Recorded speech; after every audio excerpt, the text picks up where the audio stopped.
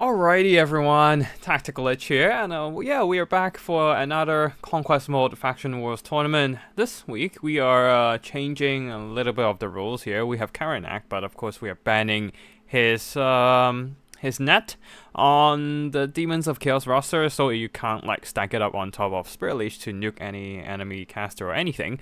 And other than that, hopefully we are setting up with a 700 ticket limit from our opponent here. Yeah, we're changing the ticket limit for a bit and upping it so that it's less of a mess when compared to it's less of a rapidly capture process and allow a little bit more prolonged combat throughout the game. So yeah.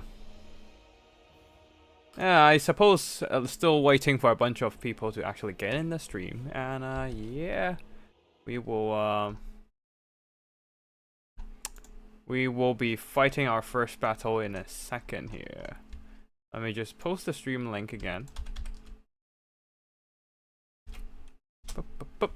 And yeah, okay, we're good to start picking. Okay, shit. I haven't played this matchup for a long time, and I don't know what should I take for this one. It's a rough one, cause Ogres doesn't trade well into Slaanesh in general because of how like they just don't trade well into the mobility. So I don't quite know how to deal with this matchup. No freaking idea. Let's just do Lore of Great Maul. Maybe Badly Slapper, Bloody Cleaver, and a Troll Guts. And we're out of money. Great. Let's just cut that. We'll probably need Sky Striders. Like, this is probably one matchup that I think Sky Strider would be good. I don't know about the rest though. So again, another super expensive unit. I feel like it's gonna end pretty poorly, but well, whatever. Yeah, this is too expensive, man.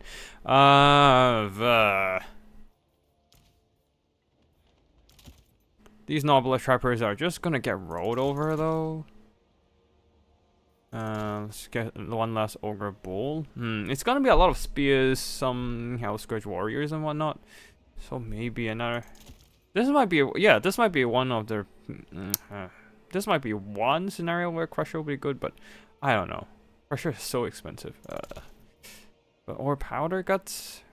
If stuff dive, the Powder Guts, they can... Oh shit, I forgot to close the curtains. It's the sun's hitting a bit strong here. Let me just close that off because it's hitting the mirror in the room and it's reflecting onto my face, and it's not great. Give me a second.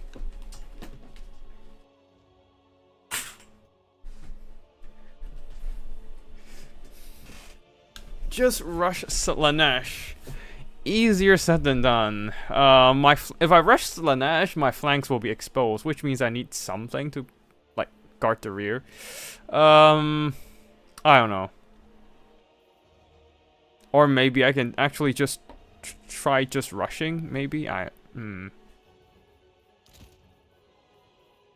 just get a few more ogres, and we are almost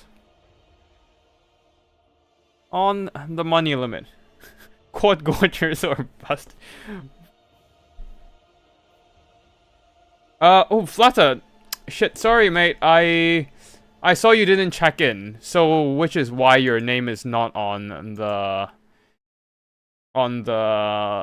yeah, I don't think I can Can I? Can I reactivate you? No, I don't think I can reactivate you at this point. So, yeah, you need to check in on the challenge page before the game starts, just to make sure everyone actually shows up to the games. So, yeah. There's that. What else? What is the ticket limit? 700, please. 700.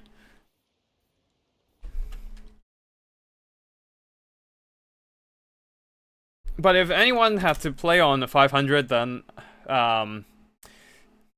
anyone accidentally playing on 500 will let it go this time, since I don't think...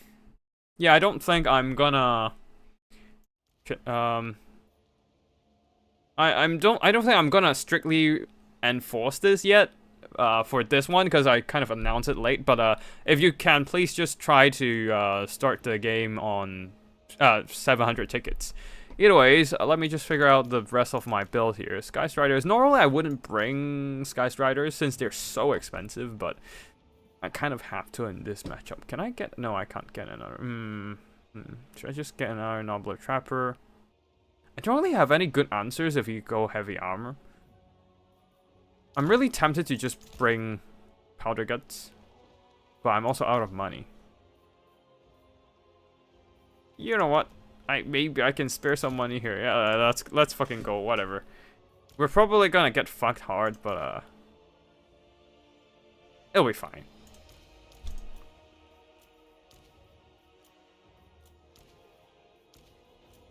All right. Nope. Just one gold short of like buying the unit. May Nobel bless you. Yeah. Don't do trappers, they won't have the time to shoot. I don't really care about them shooting or... Oh, right, actually, let me just do that. I don't really care about them shooting or not, I just want the bodies on the field. I don't know, like, I just want more bodies on the field instead of, yeah. Just to maybe, like, tie down enemy flanking units. Like, I don't really care about... I don't really care about the shooting power on these guys in this game, but the fact that they have Noblest traps, it's pretty good, and just add more bodies to the flanks as well. But of course, maybe just 2 units of these guys. Like maybe maybe I should just get more Nobblers. Yeah, I'll just get more Nobblers, and then I can still get the Bloody Cleaver, which works. Yay. Right.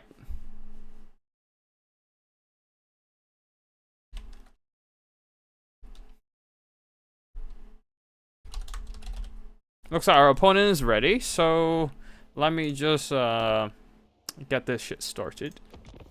I don't know if this is gonna work. I haven't played this matchup in ages, but we shall see.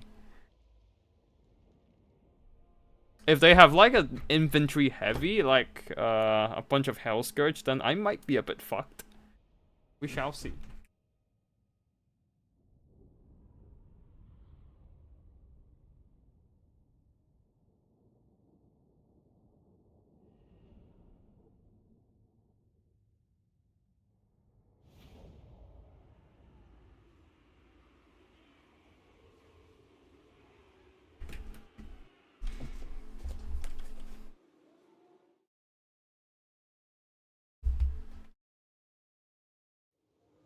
And yeah. But yeah, Flutter, if you missed out today's tournament, you can still have... I think, yeah. So what happened is, Tequila Sunset is hosting a Conquest mode tournament tomorrow, so you can just join that. Still EU time zone, I believe, so you should be able to join that without any issue, I hope. It's gonna be a single Lord tournament, so it'll be similar to a Faction Wars, just that you're stuck with one Lord and one Lord only. So you can still get some games going if you miss out today's event. Because like we have a lot of regular events going now. Tequila Sunset's hosting Friday night fights Friday. And Thursday, we have the Champions Brawl. And then Wednesday is me with the Faction Wars right now. And yeah.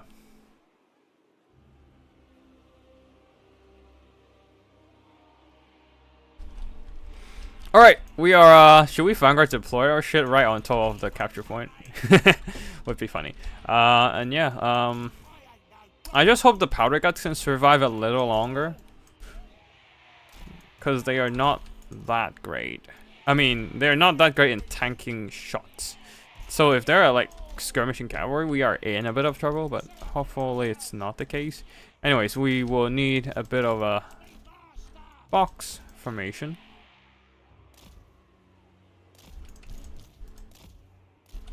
And just kind of hope. We just have to hope for the best here, and maybe hope for, like, perhaps the bulls can just take hits. Or take hits from the enemy anti-large cav and all that shit. This is gonna be rough. At least we have these bad boys. So maybe they can do something for us, maybe not. We shall see. We'll keep the we'll keep the Lord in the middle of it. Our front line will be quite fragile, I would imagine.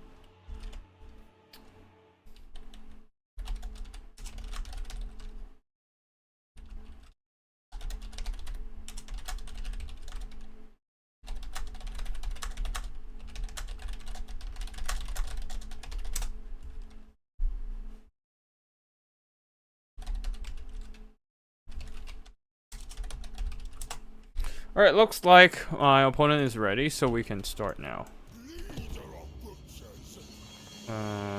Wait, I can't see. Oh, a blob! How delightful! No, it's a blob, but I think it's fine, because after all, part of this tourney is to test out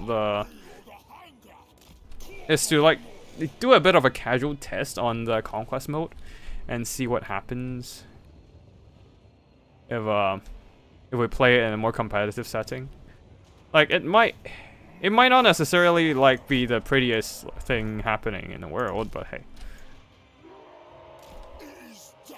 Alright, looks like some of our pistols are already blasting off, which is nice. We might have to just jump. Oh, looks like we will be forced into a bit of a... that's not great.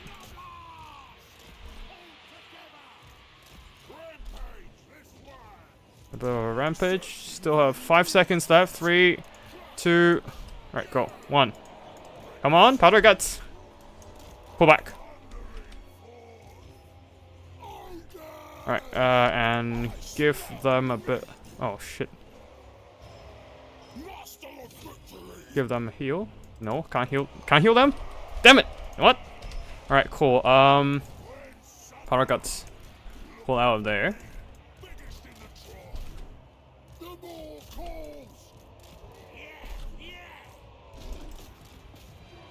Alright, we can have more stuff piling in. We might need an overcast. No, wait, we can't wait for overcast. We don't even have time for that. But yeah, the Ogre pistols are kind of left out to dry now. But a blob fight against Ogres, isn't the worst thing in the world. I don't think I'm taking the worst trade in the world here. Especially I'm killing a bunch of stuff in the mix. Alright, you guys pull back. I need you guys to stay the hell alive. This is like a very degenerate blob. Not the build itself is like anything crazy, but... Oh shit, these guys are rampage again? God damn. Alright, cool. We just have to pile it on.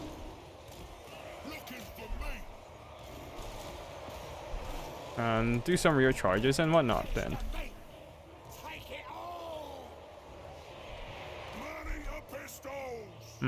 Okay, we can start firing in. And the bulls are fighting. We just need to pull these guys, Ghost Riders back. Once again, terror routed, come on. Alright, let's see if we can intercept their pursuit. And maybe save the Ghost Riders. I don't know, honestly, but we shall see. Let's just drop a heal on them and see if we can get them back. Kill them. And, yeah, we still hold the point, which is a good news. I guess the powder guts are done for. With so much firepower coming in. Oh well. We're slowly getting some damage out.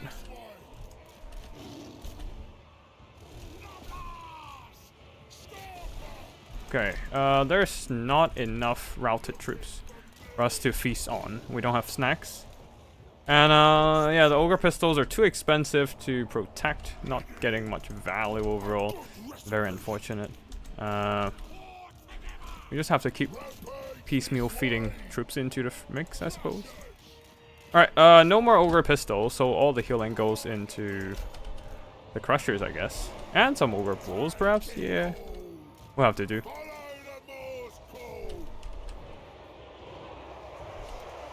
Alright, once again being lured into a fight with the Rampage, which is honestly not great.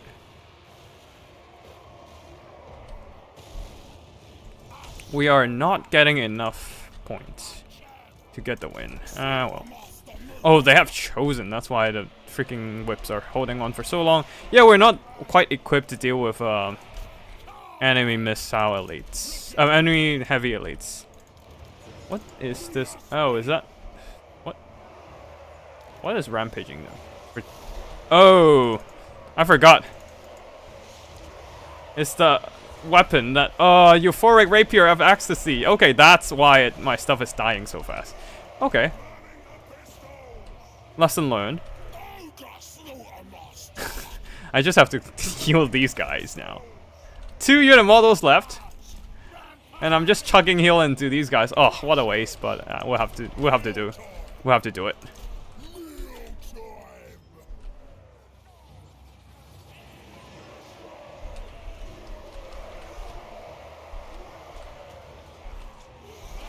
We need whatever damage we can do, and hope for the best.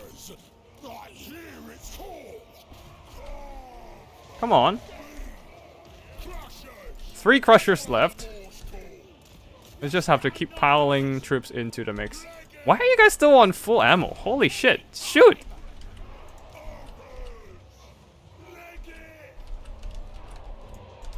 Right, Nobilers are still alive. When you just keep piling them in.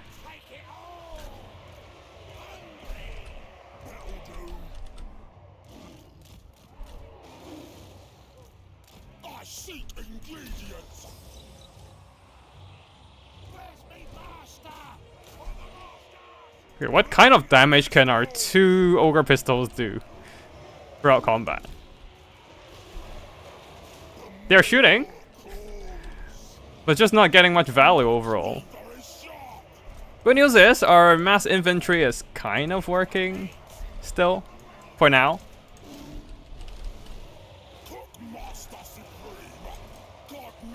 I don't have enough Pavane? That's fine.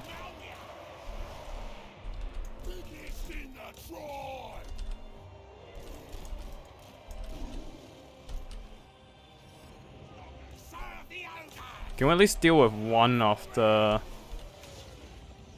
Okay. Yeah, not having enough resources to... I forgot about the whole Rapier of Ecstasy. That was a big mistake of mine here.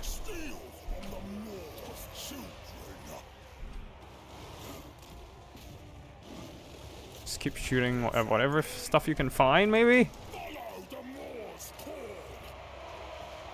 And the point is slowly getting taken off our hands.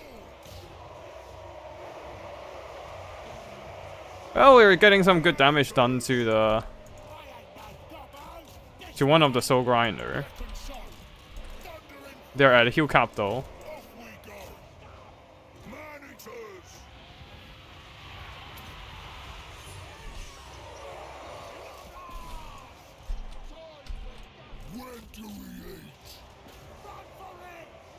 Okay. Nope. Not enough. Not enough elite killing power for the single entity spam. That was a very strong blob build. Yeah, Conquest mode blob build is still a problem, I think. But yeah.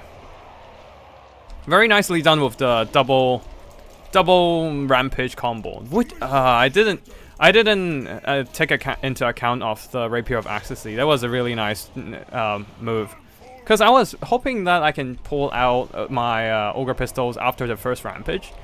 But then the Chaos Lord of Slaanesh immediately pops the immediately pops the Rapier of Ecstasy, forcing them to stay in combat, and I couldn't get them out in time, and they just take a ton of damage in the process.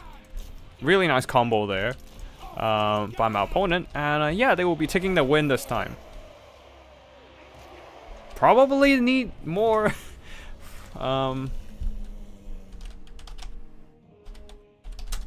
what is... Alright, GG to my opponent, and they'll be moving on to the next stage in the tournament. And yeah, it seems that the 700 capture points is more functional than the 500 one.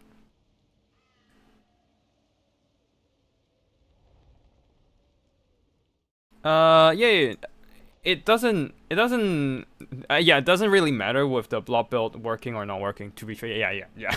Yeah, it's absolutely kind of it absolutely is more, it's more on my lack of tools to deal with the elite chosen. Like, if I can kill off the single entities, my ogre pistols can probably shoot the chosens to death, or maybe the sky striders can cycle charge. But the problem is that I didn't take into account for the Rapier of Ecstasy, and the troops that got lured into melee by the Pavane of Slaanesh were forced to stay in melee after they made contact with the Chaos Lord of Slaanesh, which is my ultimate downfall in the end. But I don't regret my my chaff span. I don't really regret my span on all these chaff though. They're doing fine, honestly. But yeah, I definitely need to consider about the Chaos Lord of Slaanesh next time. They're earning a ton of value. Same goes for the Chosen, who were just kind of sitting there and fighting my ogre elites throughout the whole time. And yeah, the anti-large soul grinders are also doing super well. And yeah, that's gonna be my first battle and my only battle. Nah, no worries, dude. Like, that was a cool build. I really like the combo of Pavane and Rapier. That was a good build. I think even on land battles, it is still a decent build into Ogre Kingdoms. Like, ogres, the only way for ogres to kill box build is pretty much double Stonehorn, in my opinion. Of course, if they have a lack of maybe Lead Belchers would do fine as well. But in the case of against Slaanesh, they will struggle to protect the Lead Belchers from all the mobility. So if Slaanesh take any build other than a box, those Lead Belchers are going to be dead and accrue 0 value. So yeah, I personally think, despite Ogre Kingdoms being a strong faction, I think actually Slaanesh, not exactly the strongest faction in the meta, is actually one of the counter against Ogre Kingdoms. Outside of course, Kislev. Because Slaanesh are very good at dealing damage against unarmored troops, and they have some really solid armored infantry in the form of Chosen and Hellscourge warriors and whatnot. And doesn't really rely on any monstrous units to carry the game. So the usual carry that Ogre Kingdoms rely on, the Crushers, the Lead Belchers, or any other damage output in the Ogre Kingdoms, are just not that good against their DPS units, including the super elite cavalry and all that. Like, if they pull out regular Ogre Bull spam and Nobbler spam to get a 20 stack army, I think the Slaanesh army can still deal with that. They do have some really elite cavalry and that can seize control of the battlefield, outtrade the Saber-Tusks, and outtrade the Nobblers in general. Like, yeah.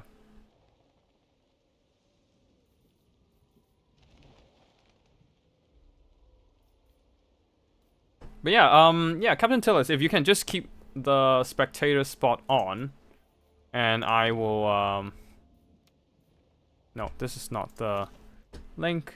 This is not the code.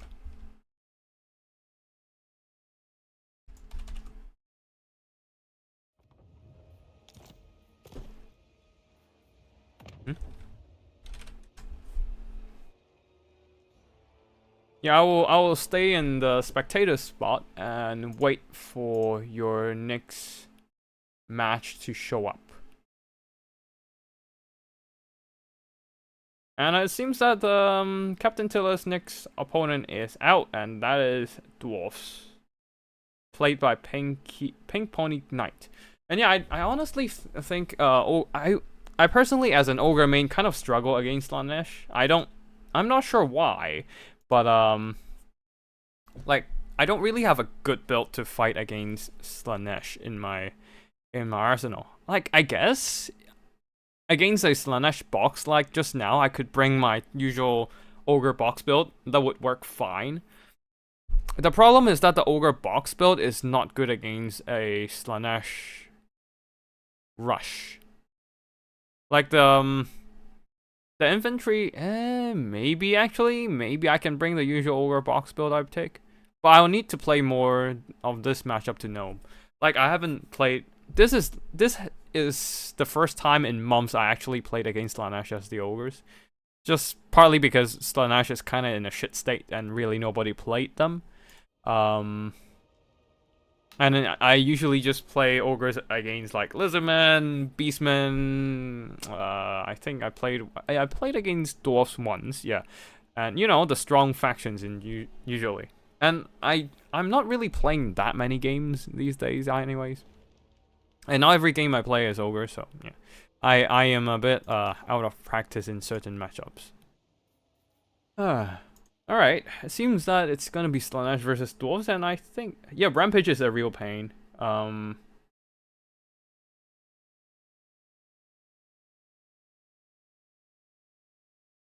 Cap hits hearts versus just about everything, just need to diversify so it's not all on a few carry units having to survive.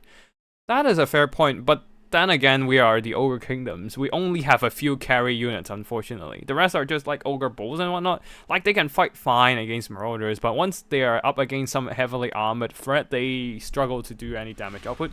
And Nobbler's just gonna get beaten up by both Slaanesh infantry and cavalry.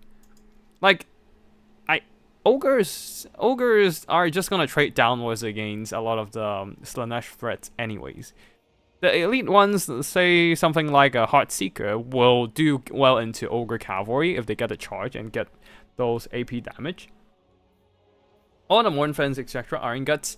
I would still be worried about something like the Soul Grinder, I suppose. I don't know. But yeah. Oh, and one very important thing. The Ogre passive sucks ass against the Slaanesh army, because the entire army, the Ogre army passive, the Ogre army abilities, because the reason why is that Slaanesh are less prone to routing due to the full immune to psychology over the entire roster, but the Ogre Kingdoms relies on chasing down routed units to charge up their army ability, or chasing down units with wavering leadership and whatnot. But because all the Slaanesh units are immune to fear, it's really hard to put them in that state. And as a result, I couldn't even put out a single, like, especially with like a small tiny army like the Slaanesh box, Slaanesh blob just now. I couldn't charge my army, my faction ability for shit. Not a single butcher has been used. I could barely get out a the area AoE slow ability. What is that again? Shit, I forgot the name of that. But yeah, I could barely get the slow ability, tier 1 ability out. So yeah, that was not great.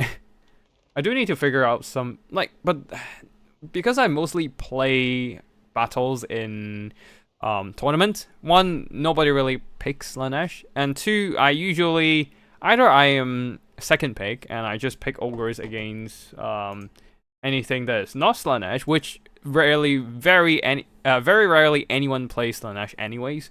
I don't think I've actually seen a person playing Slaanesh against me in the tournament for like months now. So yeah, that's probably my no, actually I think I played against Slaanesh with Khorne once. So yeah. But yeah, Ogre versus Slaanesh is very rare. And if I'm a first pick, I just usually nobody picks Slaanesh as a second pick. Yeah, nobody really picks Slaanesh into my first pick anyways. So yeah, so I didn't really have a chance to play against Slaanesh. So that was an interesting experience. I need to go back to the drawing board and figure something else out. But yeah, definitely shouldn't have gone for the Powder Guts. That was too much of a risky pick. Interesting dwarf build. Looks like it's a lot of slayers for sure. High Elves competitive. High Elves are definitely very strong. Not say breaking the meta strong and not like top of the meta either. But they have always been a solid faction for a long time. Even in game 2, when people are saying they are shit, I would disagree. Like they might be underpowered for some time, but usually, like, they are never in a horrible spot at all. And there are a lot of high elf players out there though, so you can probably get a lot of experience by asking them about tips and whatnot. But overall, yeah. So just high elves are definitely a solid unit, solid faction. It can have a lot of variable play styles. Like you can play box by going a full staunch line of spears, second line of archers, and then some cavalry to get a balanced build out. Or you can spam single entities with their flying monsters. Imrik plus yeah, they usually just have a very balanced army compared to a lot of factions. Solid melee defense in their front line, and then solid range potential. And yeah, definitely a solid faction overall. I don't play a lot. They suffer a lot before price cuts made in game 3 for sure, and also the buff with their martial prowess was definitely key here. But yeah, anyways, let's just focus on this build here for the army build. A front line of the ton of marauders and chaos warriors mixed in together. No chosen this time. Exalted Demonites on the flanks though, providing some solid AP value, and one Forsaken of Slaanesh, leading the army Azazel, supported by a couple Chaos Furies, and that's it. Actually, 4 units of Chaos Furies. Their AP melee values can be pretty good into a lot of things on the dwarf roster, including Quarrelers and Iron Drakes. There are no Quarrelers here, but Iron Drakes would definitely be a good target. Now for the dwarves here, front line of Longbeards with a couple Iron Drakes in the front line. Really interesting position here, but probably trying to get a volley of flamethrower out, nuke some infantry and then pull them back so the miners can chuck in explosives, I guess. That's the line of thought, I suppose. A couple rangers, 3 miners, one of them the Acrant's miners, and 2 more units of Trollhammer torpedoes guarded by some Doom Seekers and a single unit of Slayers. Yeah, that's it for the main army. Leading the army, Demon Slayer supported by Garagrim Iron Fist. Really interesting choice here, going heavy on the Slayer value. Not that they are spending all their money on it, but still quite a bit of value going into the Slayer, and we shall see what happens here. Garagrim plus the Demon Slayer would be good at fighting against Azazel. I mean, just Garagrim in general should be good against Azazel. But now the dwarves are moving up to the capture point. Like, just standing there readying up. And with the Iron Drakes on top, with their flamethrowers on top, they can start capturing the point. And the point is going into the hands of the Dowie.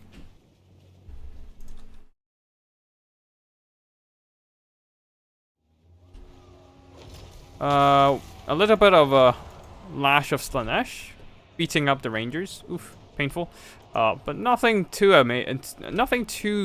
painful. And Azazel getting chipped by some Iron Drake Trollhammer torpedoes, but he himself is doing some really good damage against the Iron Drakes. The problem is that Trollhammer torpedoes are still hammering him, while the devoted Marauders of Slaanesh has been burned by some Iron Drakes. Now the Furies are in the mix, cutting down those Iron Drakes by using their AP Valor. Really solid stuff. And all 4 Iron Drakes have been shut down. Doomseekers should be able to dispatch the Furies just fine, and Slayers are in the fight helping, but overall I think the Dwarves are in a bit of a back foot, as a lot of their ranged assets have been compromised by the Slaanesh troops.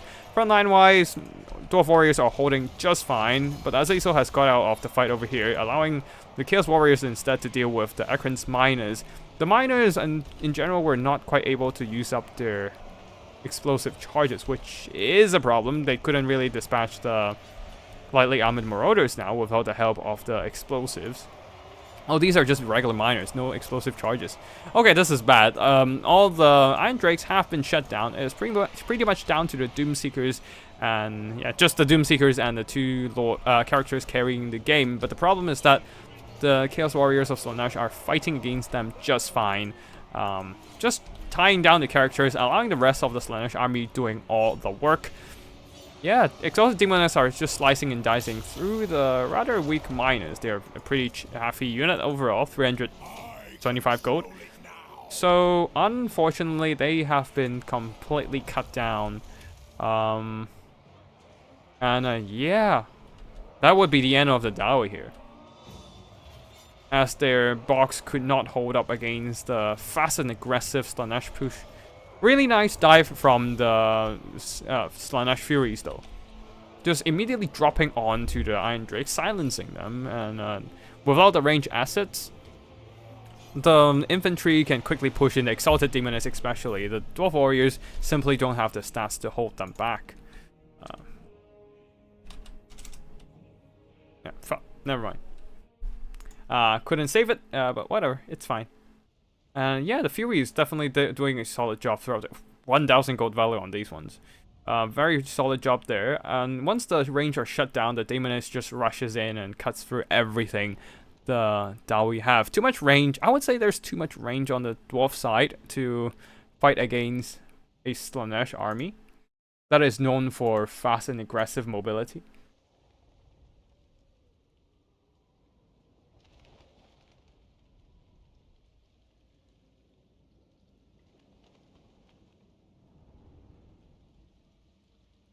But yeah, GG to both players, and we shall stay in.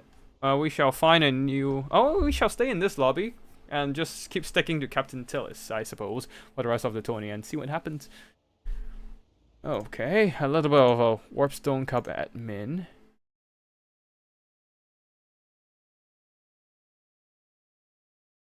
Okay, we are getting a couple replays from the tournament. Let's hope we can get something more.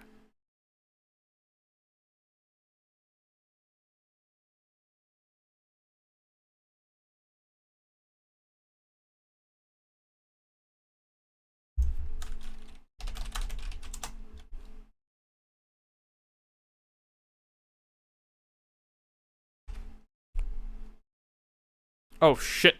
Oh shit, I used the wrong. I used the wrong sheet for the Conquest mode map. Give me a second.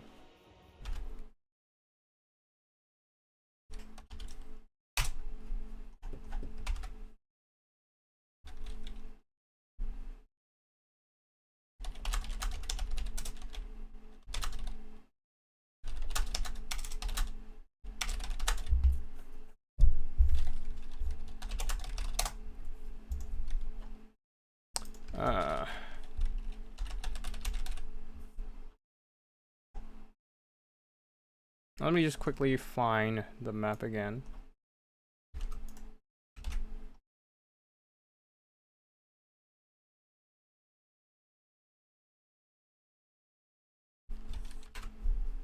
Give me a second. I need to do some quick map admin and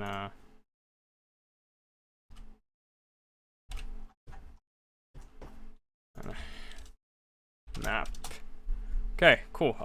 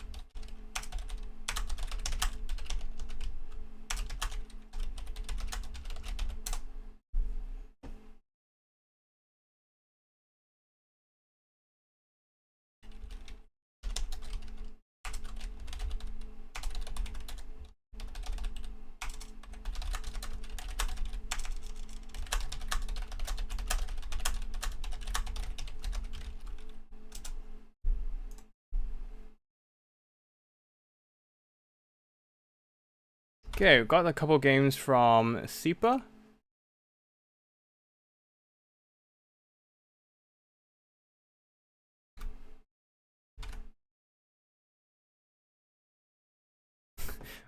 Race was memeing, I suppose, and Sipa was Sipa dropped in a pretty funny file name.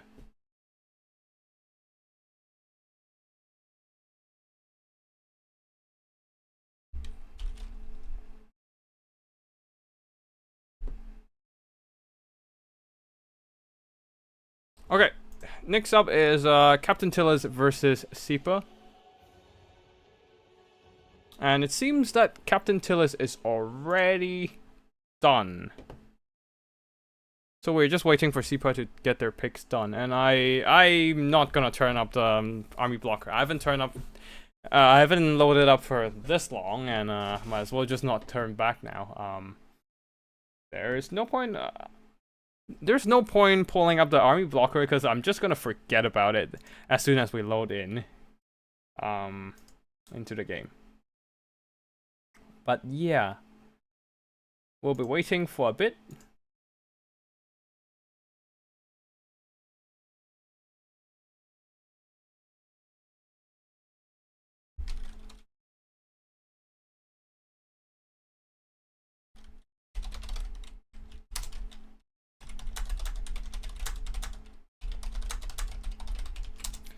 Difficulty should be normal. Yeah, it doesn't matter because the difficulty only really affects the AI, I think. Both players will be fighting on like an equal footing anyways. So yeah. The suspense drama of trying to save a replay in time is pretty epic. Yeah, I don't know why you have to do a countdown every time I'm done with a game. Just let me save the damn replay on my leisure or something. Like, don't force me to like rush for it, man. Come on.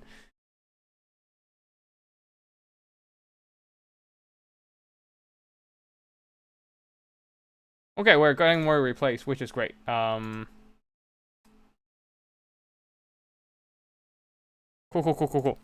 Alright, we are loading in, and oh boy, this is a spicy one. Blob build versus the ultimate Cav Rush. I mean, not really entirely a Cav Rush, but we do have a lot of Heart Seekers. And some Hellstriders with Hellscourge and Eternal Entourage. A front line of devoted Marauders and Azazel leading the army again. As for the Dark Elves, an elite blob. Captain Tillis getting a taste of his own medicine, and Sipa probably memeing when he is bringing Rakarth on the fucking dragon. Yes, he is memeing for sure. A lot of Mighty Beastie, 3 units of Harganev Execution, 2 units of Harganev Execution, and one of them the Blades of the Blood Queen, and another Black God of Nagaron, plus 2 units of big multi-headed monster. One of them, the Chill of Sonta Regiment of Renowned Hydra. That is very cool looking, very literally cool looking. And Charybdis for the leadership debuff, but otherwise the terror just doesn't work against Slaanesh due to their immune to psychology. Wait, hold on. Did he have his immune to psychology removal trick? No, he didn't bring immune to psychology removal. Okay, that probably. I think Rakarth has an ability to remove immune to psychology, right? We are not using fruit rules, B-Master. We don't really care about... Oh, wait, there's no magic. Oof. Oh, wait, no, there's mage. Oh, wait, no, there's no magic. Just 2 masters. But yeah, we're not using fruit rules. And one of the Devoted Marauders already getting blasted by the Frosty Breath attack. The mint flavor breath attack really... iced up a bunch of Marauders of Slaanesh, and Charybdis. The 2 masters don't really have a good target to fight against, and the target of Executioners are just gonna get psycho charged by the enemy cavalry. Yeah, CA army limits. We're just using that on the Conquest mode and see what happens here. And yeah, Blades of the Blood Queen just trying to occupy the middle point. And but yeah, right now with all these Heart Seekers, they have all the AP in the world to just run over the Harganev Executioners, getting absolutely piled on. And Pavane of Slaanesh rampaging the Black God of Nagaron. Not that it's gonna rampaging them into a wrong unit anyways, but mostly just doing that damage to the unit. Harganev Executioner, one of them is almost dead. I can't see the charging bar So I don't know if the Murder Prowess is ready to proc or not. But overall, it seems while the balance of power is in favor of the Dark Elves, I do think the Slaanesh army has a bit of an edge here. The Harganov Executioners are getting extremely depleted, while the Blades of the Black Queen are trying really hard to get a fight. But yeah, it's just been psycho charging after psycho charging from Captain Tillis here. Oh wow, the Harganov Executioners are still fighting in here, and especially with the Murderous Prowess proccing, they're gonna be fighting with Murderous Fervor? Need to figure out my metaphors a little bit better, and a grammar a little bit, vocabulary a bit better. But anyways, the psycho charging are done really nicely, but oh boy, what is that damage from the Chill of Sontar? Just one push and a quarter of the Seekers gone from that hit. Pavane will be luring or carve into a melee fight against the Furies, which allows Azazel to just go in for a backstabbing attack, and is doing some good work against, Carve. But yeah, after some psycho charging, the Seekers are getting worn down a bit, but they're still quite healthy to just rear charge into the Blades of the Blood Queen, and the Blades are just gonna get piled on and die a horrible, horrible death. Dark Elves have been getting some victory tickets from the point so far, but not even close to winning just yet. Blades of the Black Queen continue to fight on. Sure, they're taking a lot of damage, but the fact that they have such elite leadership and just refusing to rout, partly due to the immune to psychology, and they have frenzy. So yeah, they are just holding in the fight just fine. Although their HP is running low. A little bit of breath attack from Rekarv, not doing that much damage, but that Chill of Sontar nuking one quarter of the HP again, and the Eternal's Entourage is almost dead from that double breath attack. Like, most of the damage was done by the Chill of Sontar, if anything.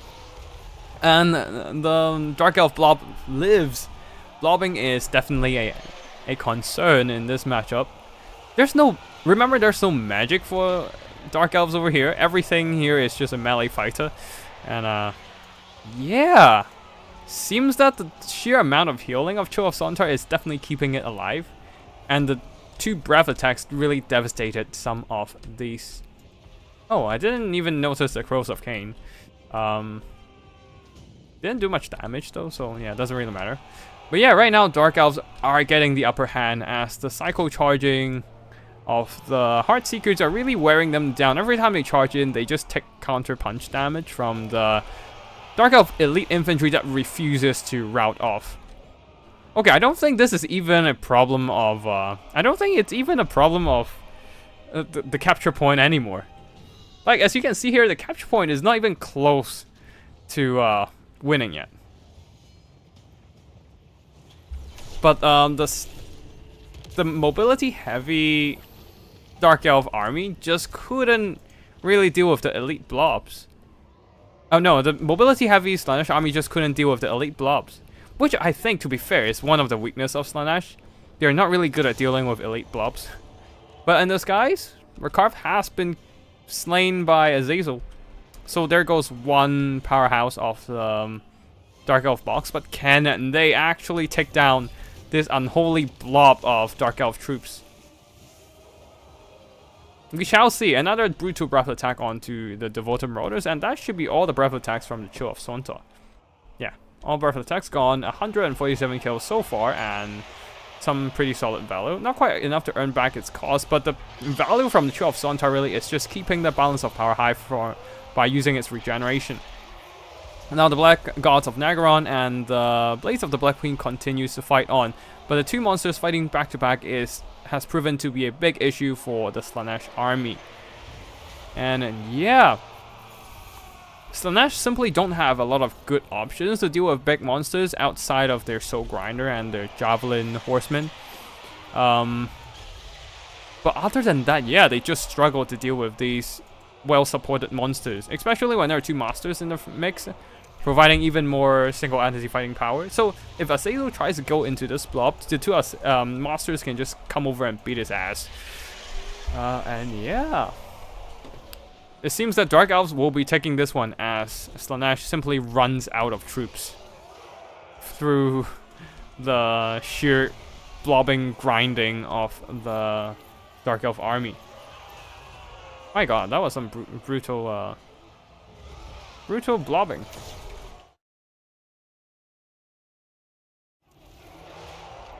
Okay, Nurgle's PA is still waiting for their opponent, so maybe we can get to their fight in time. Anyways, Charybdis and the Chill of Sontar are now double teaming the poor Azazel, being given the multi-headed tentacle treatment. I'm sure Azazel would enjoy this, but yeah, the rest of his army not so much. It's getting army losses now, so Azazel's gonna fade away from reality, and the victory goes to Dark Elves. Yeah, I don't think this battle is even. Oh shit! I still have 5 seconds. What do you mean? Oh, come on. Anyways, but yeah, that should be victory to Sipa's Dark Elf army. Yeah, I don't think it even matters with the capture point anyways. Slaanesh simply struggles with this cavalry heavy build, struggles against the 2 monsters and a ton of elite on the infantry side. And yeah. GG. Okay, to be fair, there are very few infantry. I don't think that's hitting the 400 unit models minimum.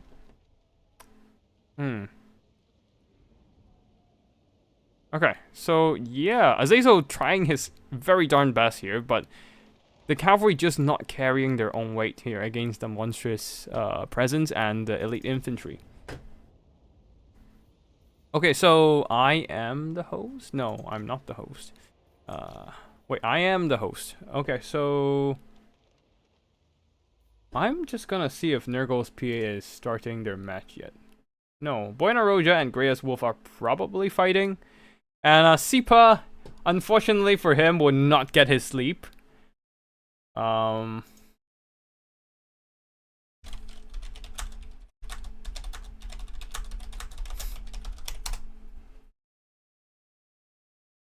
Yeah, before the battle, before the tournament, Sipa was like, "Oh, I need to go to sleep or something." Guess he's not getting any sleep tonight. Like he's still in the fucking tournament. His first round was against Race, and he was like, oh, "Okay, I'm probably just gonna lose in my first round and go to bed or something." Nope. Sipa won against Race, and yeah, he's all the way going to the finals. Nurgle's PA is still waiting for Buena Roja and Grey's Wolf to get to the winner, so we might have to wait a bit. We shall see. I do have some replays ready. Sifa, I can't.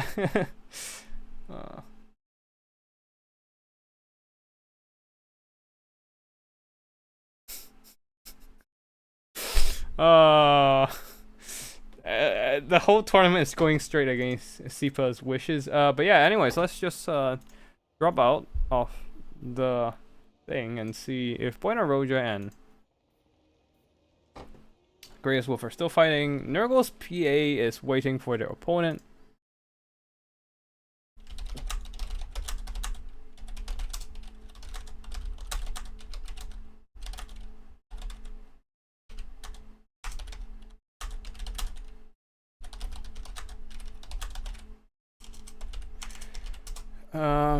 Yeah, okay.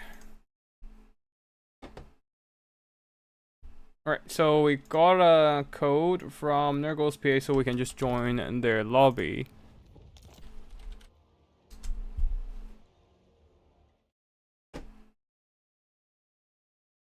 Oh shit, why are we joining in the lobby? Damn it.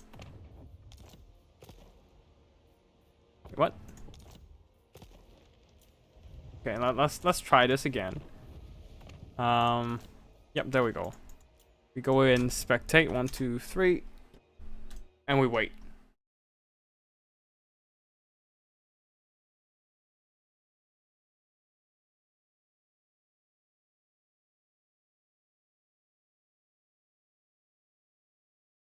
Yeah.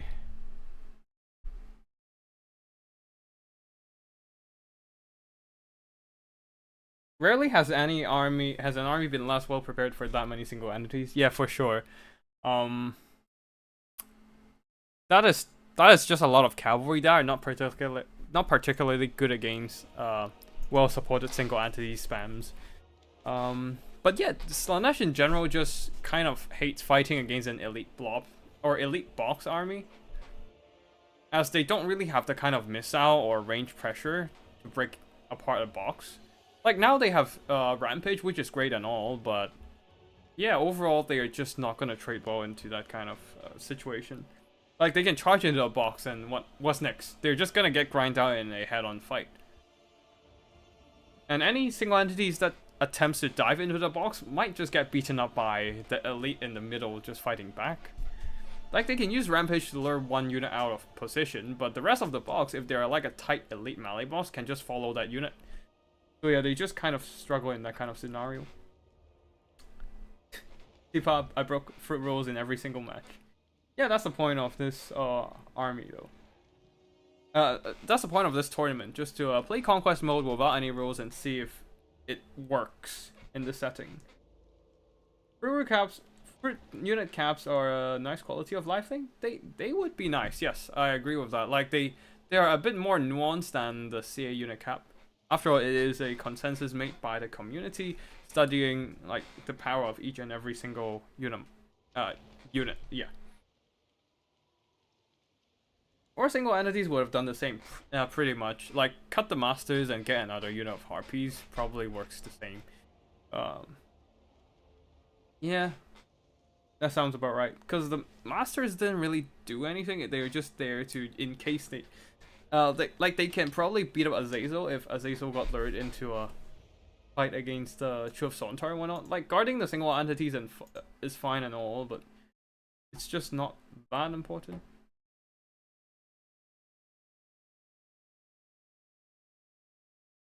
But yeah, we are waiting a bit here. I do need to. I'll just check out. I'll just check on Grey's Wolf.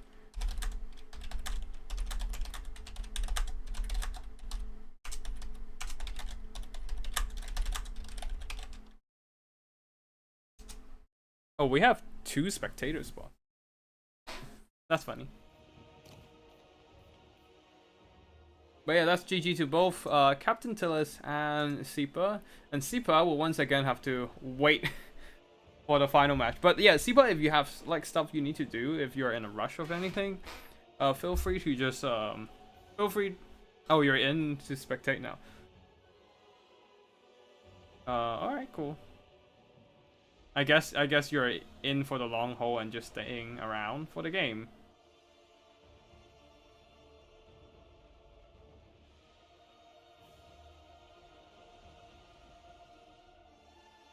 But yeah, oh, by the way, for those of you who are in the second stage of the Warpstone Cup, remember we're hosting a last chance tournament for the 8th and final spot of stage 3 for the tournament this weekend.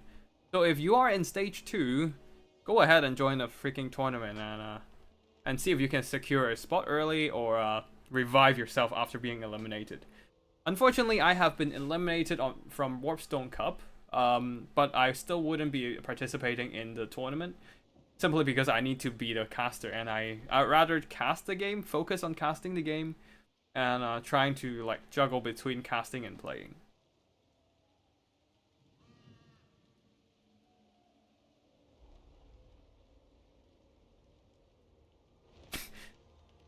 B-Master, see if you do realize you can spectate on YouTube, right? Boy.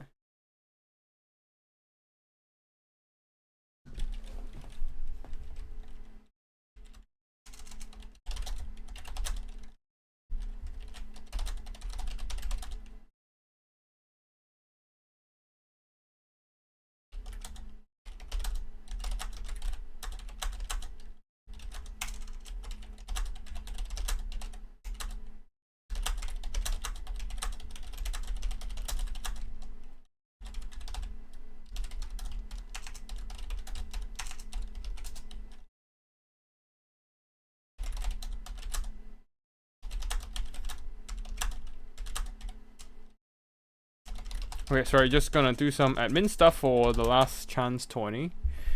Just answering some questions there.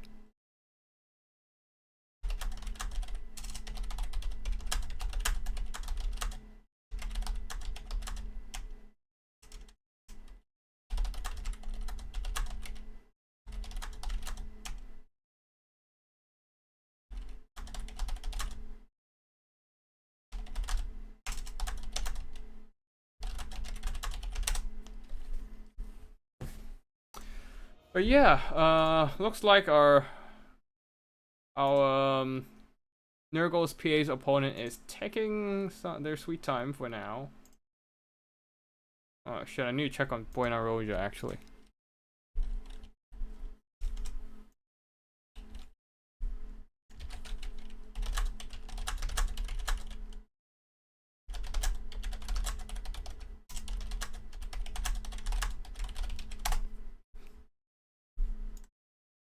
I'm getting a little bit worried about their internet or something, or their setup in general, because this is taking a concerningly long time for them to play their game.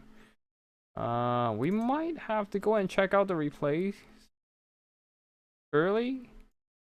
In that case, we shall see.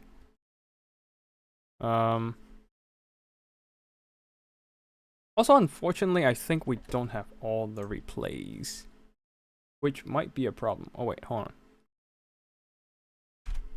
Got some more replays coming in.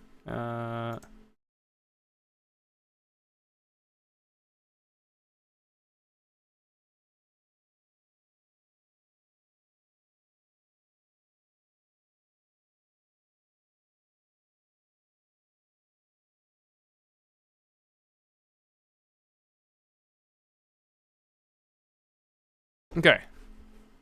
I have not heard anything from Buena Roja or Nurgle's PA. Oh, hold on.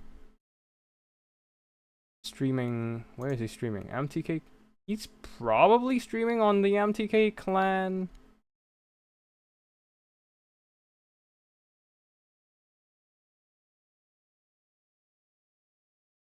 Let me just check. Yeah, I think they are streaming on the MTK clan. Let me just quickly hop on. Yeah, they're streaming on their fight is going on the. Let me just mute that for now. Hello. Hello. Okay, they're still fighting. They're still fighting. Let me just disconnect. El Tactical Lynch. El famoso y a la vez iba a decir una palabra, pero no lo voy a decir porque me siento miedo. Okay, I'm just gonna. Okay, cool. They are still duking it out on stream. So yeah, I mean on the Discord stream. So yeah, I'm just gonna quickly back out and let them do their thing. Yeah. Okay. So they are still fighting.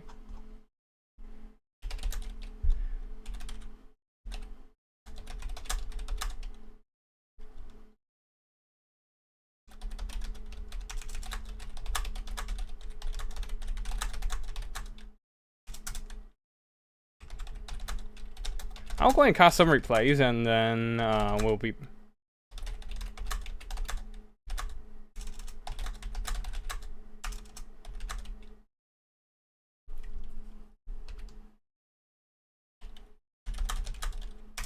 If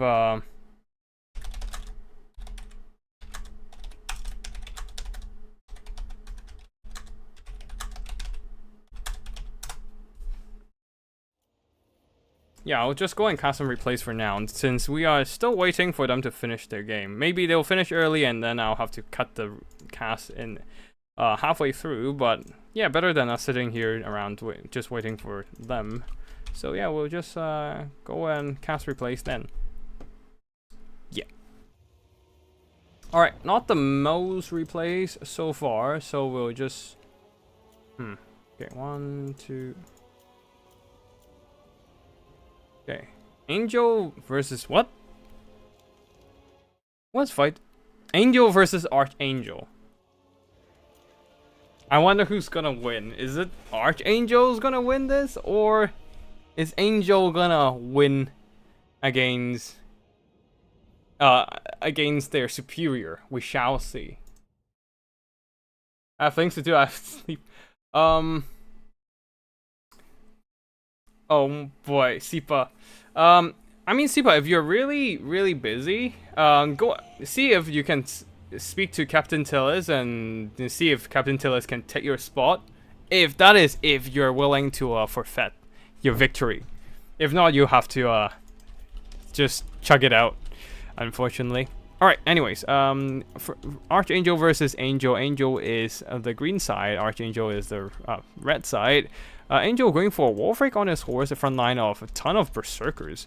Just a ton of high leadership infantry at a relatively low cost. And they can probably try to hold down the line. And aggro just rush through the Slaanesh infantry. Marauder hunters with javelins and some Marauder champions with great weapons. For mere warriors, I do like this pick as they are very durable against enemy missile fire, including both blue fire spams and blue horrors firepower. As for... Wait, no caster? Shit, no caster. What's up with zero caster people? And yeah, on the far side, skin wolves, 2 of them, and then that's it for the Norscan army. Seriously, why nobody's bringing caster in this game? Anyways, Exalted Flamer of Change, Exalted Lord of Change, leading the army with blue fire and pink fire spam, Portal Glide with the now one's use of Fury summons, a front line of blue horrors and just blue horrors really, plus some bringers of beguilement. This is indeed a Demons of Chaos army. Fiends of Slaanesh and Seekers of Slaanesh on the flank, same for the other flank. Alright, we shall see what happens here. The Exalted Flamer is already starting to burn some Norscan infantry, but they just kind of try to ignore the flaming vortex and just keep rushing forward. Now, Wolfrake is getting a bit ahead of himself, trying to go after the Exalted Flamer, but now surrounded and beaten up by a ton of Seekers. Now, Berserkers will be moving in with their solid attack stats at 60. They should be able to cut through all the rather fragile Slaanesh troops just fine.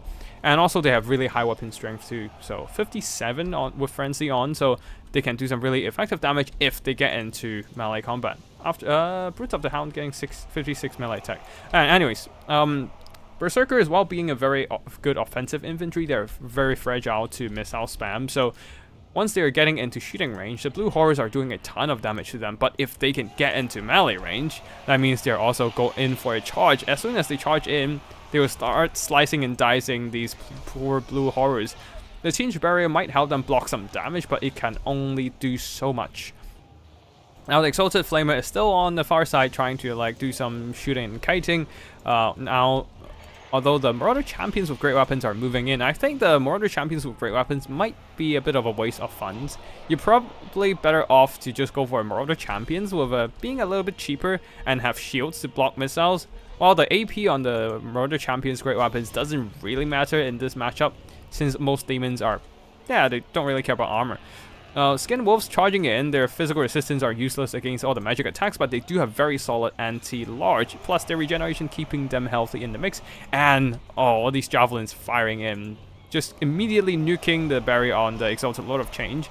Furies diving, summoned Furies diving onto the Chaos Furies, while the Fiends and the Seekers over here, because the lack of enemy mobility to counter them, unlike the Skin Wolves over here, they are free to just run down the javelins. Famirs, though, just handling themselves just fine.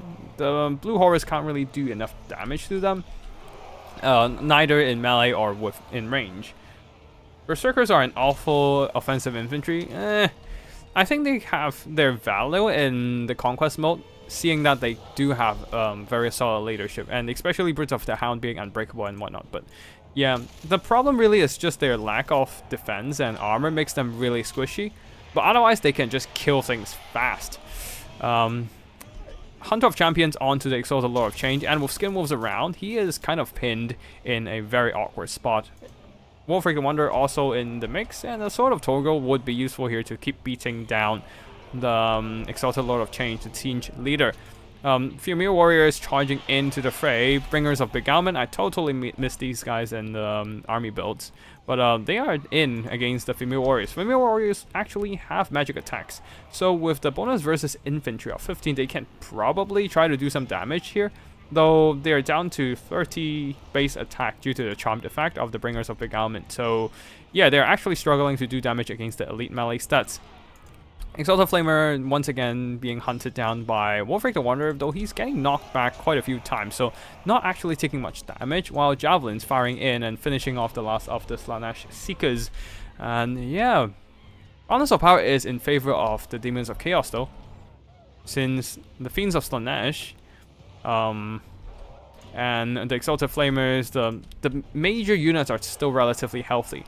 If the Exalted Lord of Change gets sniped, things will be entirely different. But right now, the elite units are holding. Exalted Flamers still have some ammo left, helping out the Balance of Power. Fiends though are crumbling, are fading away in front of the anti-large attacks of the Skinwolves and the solid weapon strength of the Berserkers. Ooh, a Bolt of Change from the random Demons of Chaos army ability, going straight after Wolfric, and that might be the end of the Wanderer. Down to 29 HP, barely surviving. His leadership dips. Nope, actually enough friendly units nearby to keep him in the fight, and also charging into the Exalted Flamer, so that helps too. That charge effect helping out a bit of that. Oh, a bit of that leadership, but a blue fire sniping at Wolfric, putting the demons... putting the Norscan leadership in an awkward spot. Murder Berserkers losing their frenzy due to their low leadership, but the Exalted Lord of Change is also fading away, being surrounded and beaten up by Skinwolves. That accrued a lot of value on the Skinwolves. I think, yeah, unfortunately, not able to escape from the Skinwolves, the Exalted Lord of Change died, and there goes army losses as well. Oh, alright, cool. It seems that Buena Roja has won his match. And we will be moving on to the live battles now. Yeah, Familiar Warriors did alright. Not the most amazing. Like, their value really comes from tanking missiles. Really, all the value, all the work was done by the 2 Skinwolves and 1 Javelin Throwers. And Wolfric did some stuff too, but yeah, I think Demons of Chaos had a good chance with the Bringers of Beguilement, if they can keep the Exalted Lord of Change alive and just keep spamming blue fire. But unfortunately, being caught by Skinwolf spelled the doom of the Demon Lord. And yeah, we shall end this replay and move on to... Oh yeah, I should delete some replays, now that I think about it. I should start deleting replays when I'm done with fights and all that. But yeah, so... we are moving on to join some battles.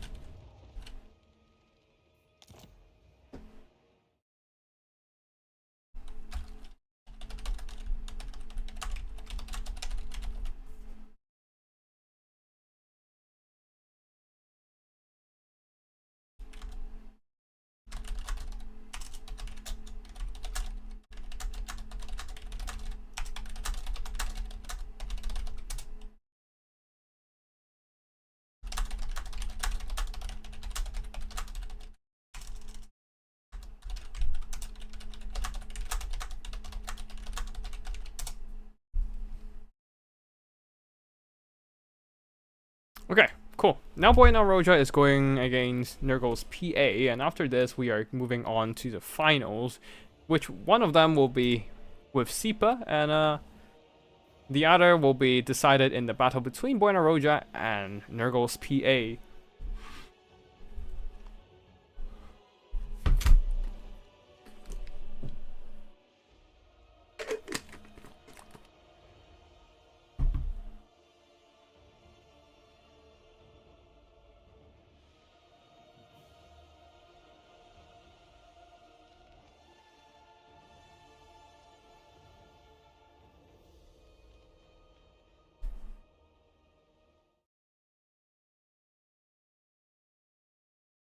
Alright, now we wait a bit.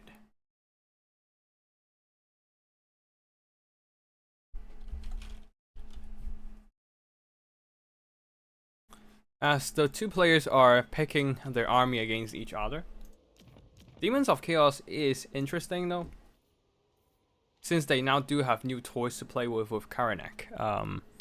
But of course, The Karanak's ability, what is it called again? Prey of the Blood God. Okay, alright. Is a bit too strong right now. Basically, Spirit Leech without needing Winds of Magic. Unlimited uses for every 120 seconds.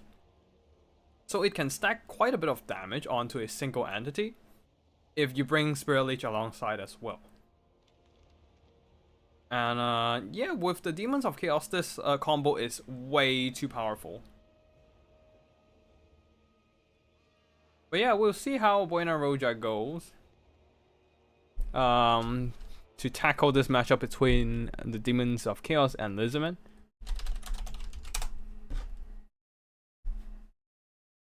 But right now we wait. We wait.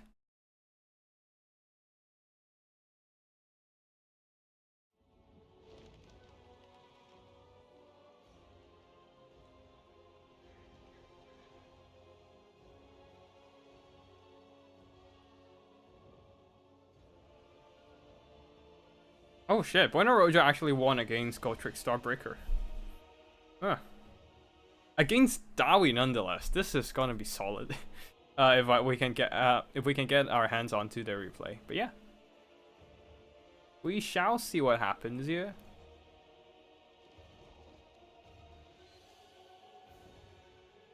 Oh, Sipas has been using Dark Elves. So next week we're gonna ban. Oh wait, no, I can't do next week. I will not be around to host the tournament next week. So next tourney we'll be banning Dark Elves. But yeah, in case you're planning to play next Wednesday, unfortunately I can't host anything next Wednesday. I'll be traveling for a bit, so won't be in front of my computer to host any games. For now, I'll in replacement, like as a substitute, I do have a short scheduled on that day, so enjoy some memes, I suppose. But yeah, I'm unable to cast next week, so we'll be skipping next week for the tournament. Maybe I'll plan a meme one on the week after, but we shall see what happens. Because I think it's time to get another meme tournament going on in the middle of the week.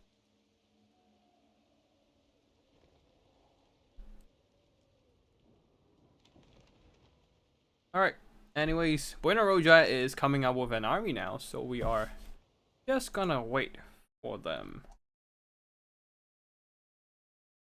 for a bit here.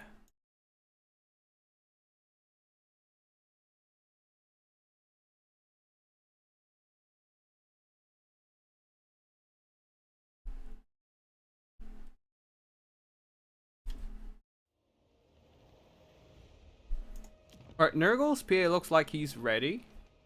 What the fuck is that build? Okay, Nurgle's PA is definitely memeing a bit.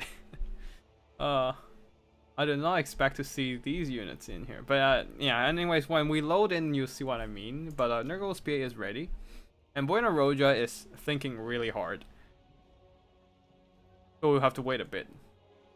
But yeah, I appreciate Sipa to just hang around for a bit. Is it not memeing? You can't spell meme without me, so yes, you are memeing. Oh. Yeah, I was just trying to meme. Hey, I don't know, dude. You were saying I was just trying to meme, but you might not be. You might not. You were saying things in past tense. It might be in the past already. I don't know, man. I don't know. But yeah, we shall see what happens here.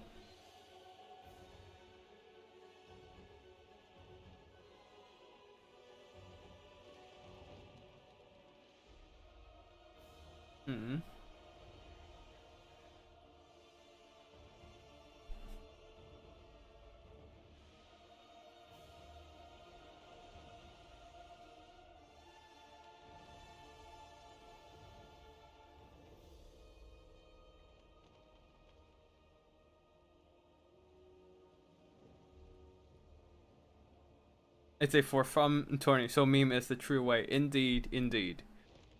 Unfortunately, I didn't meme hard enough for my Ogre army fight. I should have memed even harder and just get stone horns. No, I should have got stone horns with harpoon launchers. Now that is a true meme. I should have done that. Oh shit, I missed my opportunity for the meme. Ah, I should have done that. Yeah. Yeah, it is a relatively casual tourney, but we shall see what happens here. Buena Roja is really trying hard to like figure out what to bring. Next time you must do it. Next time I might not be playing ogres. We shall see. Um, but yeah, I think Buena Roja is almost ready. Just spending some leftover funds now. Nope, no, no. We cut out a couple more units and then now going back to the drawing board. Okay, I see why they're his like his branch of the 20 takes so long.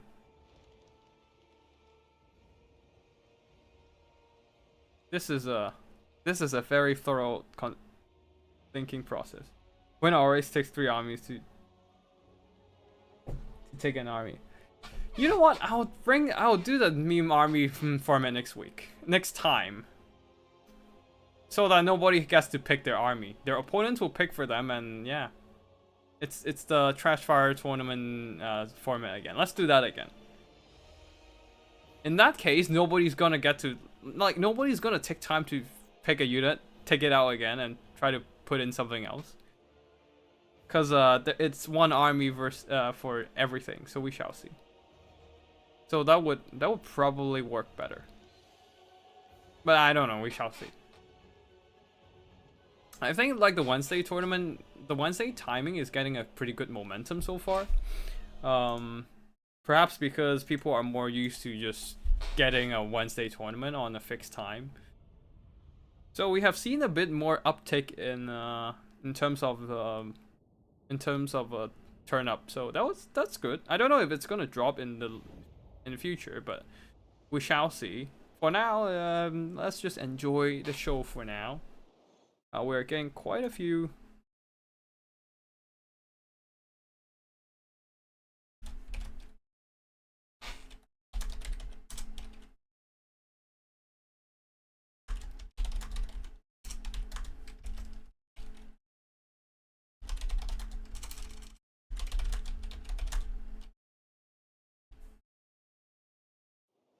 Alright, we shall wait for the game to load.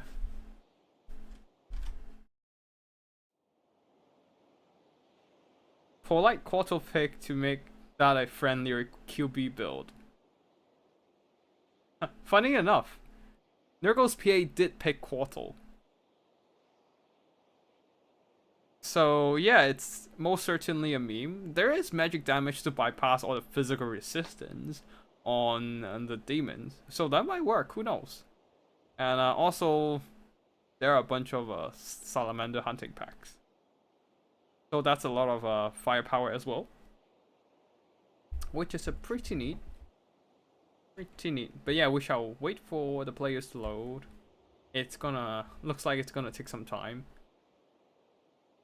But this is just what we expect when people are playing from all over the world.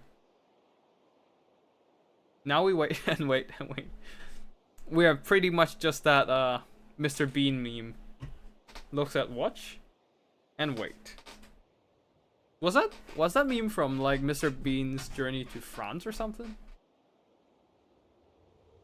Okay, looks like we have a little bit of progress. Armies are loading in. And we are ready to go. Alrighty.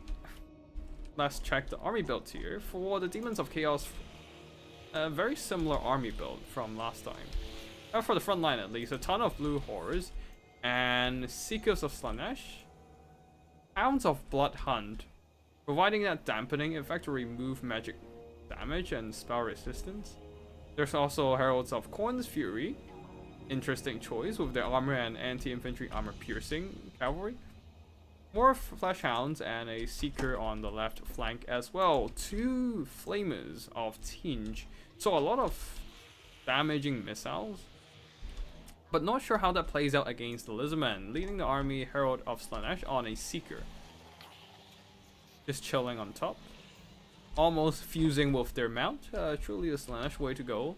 If they want to improve, just obsessively improve their horse riding skills. Phantasmagoria leadership debuff, and also fixing the enemy units as well. Lash of Slaanesh, Portal Glide for the Fury Summon, and Locus of Grace for physical resistance and melee defenses. For the Lizardmen army, a skirmishing force of, well, skink skirmishers, a few units of javelins, 5 of them in total, and 2 more units of Salamenta hunting packs backed up by 3 units of Feral Cold Ones for a bit of mass and mobility. In the skies, 2 Quartals, and I think their Master of Sacred Place still doesn't work.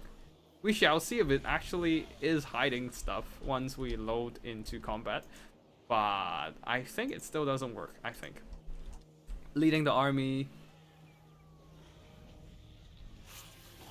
Anyways, leading the army, Lord Mazdamundi with a lot of damaging spells. Ruination of Cities, Banishment, and that of Amentok to limit enemies' mobility movement, and Apotheosis for healing. Shield of the Old Ones, classic pick for the Lizardmen. Not that they can't bring it. Wait, no, they don't necessarily have to bring it. But yeah, anyways, Master of Sacred Places is working. The skink cord of javelins are hidden away, so they cannot be targeted by long range firepower. Ooh, a very early summon, very early Fury Summon already out. Possibly, yeah, trying to dive the skink skirmishers maybe, just to disrupt them and help the blue horrors survive a little longer. But yeah, right now blue horrors are firing back at the skink skirmishers, just trying to nuke their HP and doing some pretty good work so far. Furies though, once they get into melee range against the Quartals and getting blasted by the Salamence hunting packs, they are done for. Blue horrors will need to start pushing up, but they don't really want to get close, just because they are so gonna get shot by javelins and get killed by that. But yeah, right now, a very nice Phantasmagoria locking down those Quartals, but the model shifting around forces some of the flaming shots to miss. Very unfortunate for the demons there, but the blue fire and warp flames from the exalted from the flamers are doing some really good work against the Quartal. It's trying to dive the back line of flamers here, but the heroes of Khorne are here to. Heroes of Khorne's Fury are here to lock down the enemy single entity dive bomb. Javelins moved up and are engaging the blue horrors in melee instead of throwing javelins. This might be a mistake, but we shall see. A little bit of lightning bolt, Renon's Thunderbolt, not doing a whole lot of damage to the flamers, and the Quartal, one of the Quartals has been escorted away. Chain Knot Lightning from the Quartal, nuking some of the blue horrors, but right now, this is some very brutal fire. The Lizardman army is definitely holding the upper hand here, as their frontline is completely annihilated and the Salamence hunting packs are just barely getting some damage done. The Flamers of Tinge are holding on just fine. They are a large entity, so they take extra damage from the Flamers, from the Salamence hunting pack, and there's a lot of fire going on the battlefield. However, Seekers of Slaanesh are getting on top of one of the Salamence hunting pack. They have 80 armor, but that doesn't mean anything against the AP damage of the Seekers, while the entire Lizardman frontline is collapsing indeed. Banishment being dropped, and I suppose Ruination of Cities at some point, but overall, the entire army of the Lizardmen is just crumbling to the sheer volume of firepower. Yeah, that was a brutal... a very memeing too close to the sun from Nurgle's PA, unfortunately. And just the sheer volume of firepower from the demons managed to win the day. Oof. That was a painful loss of the Quartal there as well. The Salamence hunting pack did some okay work, but yeah, getting the fire. So tempted to get Tinge DLC right now. That fire is satisfying. Pro tip: man, he played seriously. Yeah, probably. Yeah. Yeah, that would probably. Yeah, that's probably a build for like a proper Lizardman build, maybe or maybe not. Because if you're going for a skink infantry spam and a bunch of Kroxigors, I don't know if this blue horror frontline can hold. But definitely the Flamers are very strong picks in this tournament. Feel so tempted to get the Tinge DLC right now. Actually, Flamers are not included in any DLC. You can just get the Warhammer 3 base games. Well, it counters the meme builds at least for sure. Oh, Croxleys hate any fire. Oh, yeah, the flamethrowers are gonna be good against Croxleys. Maybe, I don't know. That comes down to a prerequisite of the blue horse holding the front line. If there are enough backline pressure, oh no, there's a lot of backline protection with the mobility here. Yeah, that's probably a tryhard build versus the Lizardmen meme build for sure. I do appreciate the memes though.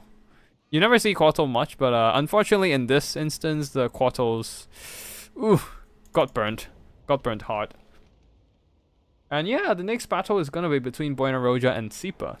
And it's gonna be a best of 3 between Demons of Chaos and Dark Elves. We shall see who wins this. I don't appreciate this really. Oh well. Like, it's really hard to govern a tourney to be memes. Like, but yeah, Nurgle Spear, if you can leave the lobby, it would be great so that Sipa can rejoin. But yeah, yeah, it's really hard to govern a tourney and force people to bring meme builds unless you're specifically designing all the rules around the meme builds. For example, the Trashfire tourney that I hosted before, which is like you design an army and forces your opponents to use it. So no matter what, you'll end up with meme builds because nobody wants to play against a that's fun for the community, then say it's a sweaty 20. I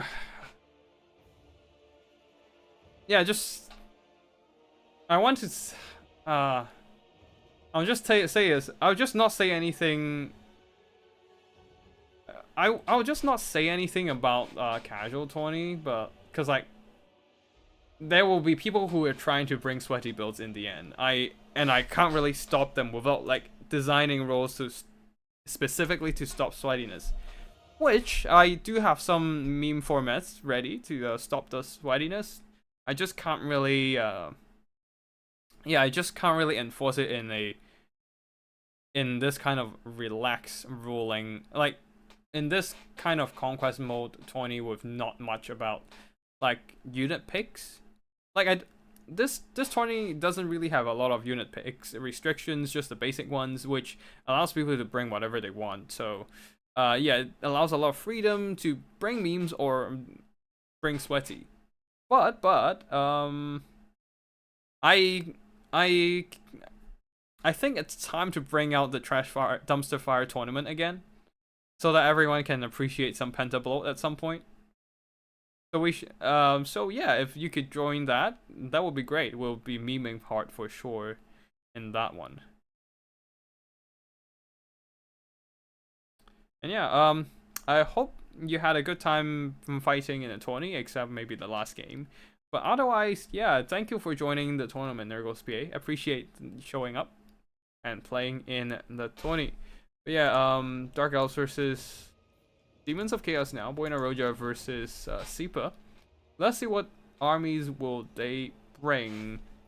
I'm not hosting it, right? Yeah, I'm not hosting for sure. So, Buenaroja is Buenaroja.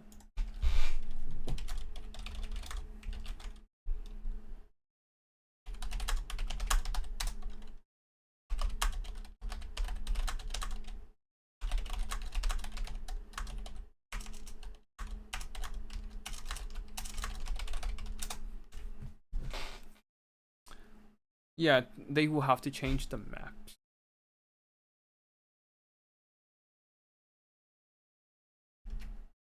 Give me a second there. Lusted Lens is on there. Oni Grounds is on there, and Doc Karaz is also on there. Cool. Okay, I've got the.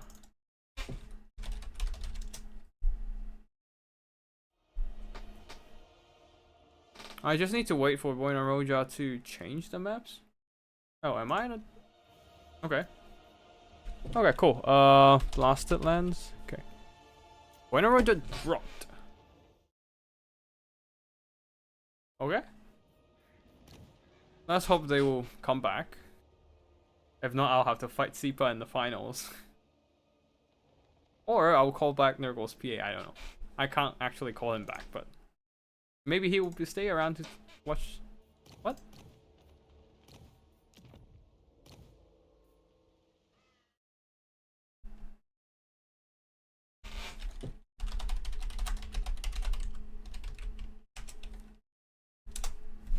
Okay, let me just message Buena Roja and see what happens here.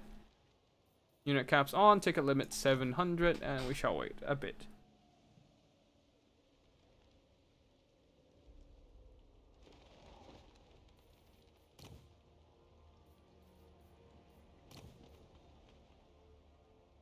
Alright, we are waiting for them to be done.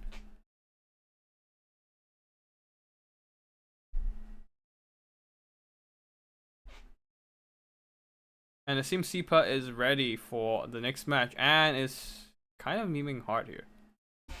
Let's see what Buena Roja brings with his Demons of Chaos army.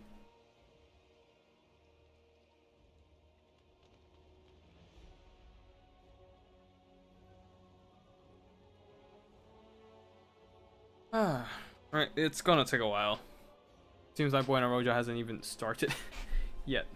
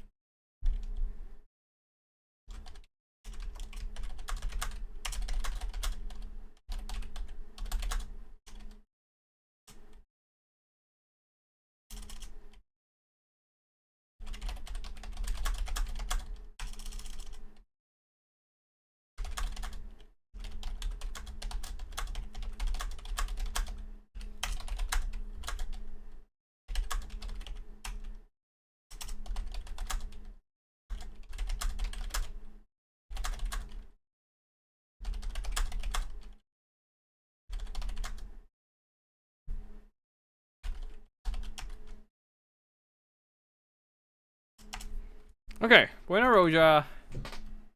Alright, cool. He is back and he is ready. We are all ready. And yep, cool. We are up. Sorry, I was doing a bit of admin on the side. Got more questions with the Warpstone Cup Last Chance tourney, but I'll deal with it after the stream. For now, let's look at the Demons of Chaos versus Dark Elves. Demons going for... I don't know if this is a meta pick.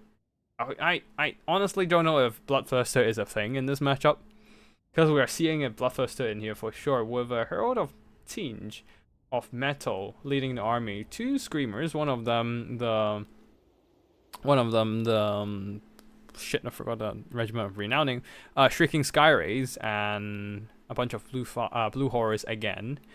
And then a couple of Flash Hounds, one of them the Hounds of the Blood Hunt, I think. And the rest I can't quite remember, so we shall wait and see.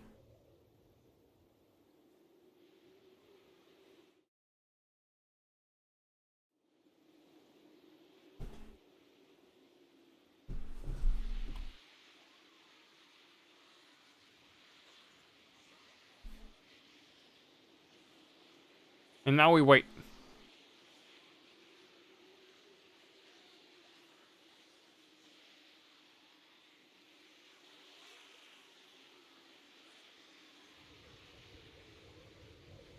Looks like it's taking them some time to load.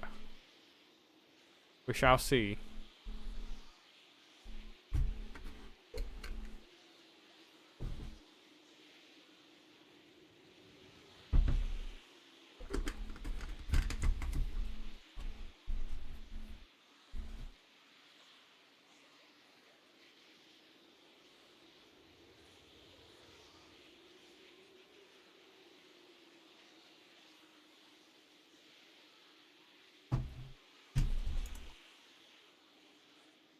What is that? Am I hearing all the... Do you hear that? That sounds like all the demons before they are actually loaded in. It's the same thing happening on the Dark Elf side. I don't hear anything on the Dark Elf side. Just birds chipping. And then we move here. Especially this spot. All the demons. Yeah. The demons' voices loaded in before the actual models. Which is actually quite funny. And yeah, blue horrors in the front line, pink horrors in the second line, with one of them the Sour Guts. One of the blue horrors is also the Chromatic Abominations, which has extra barrier regen. And yeah, 2 Screamers, Bloodthirster, and a Herald of Change with Final Transmutation and Final Transmutation only. Locus of Conjuration, increase power recharge.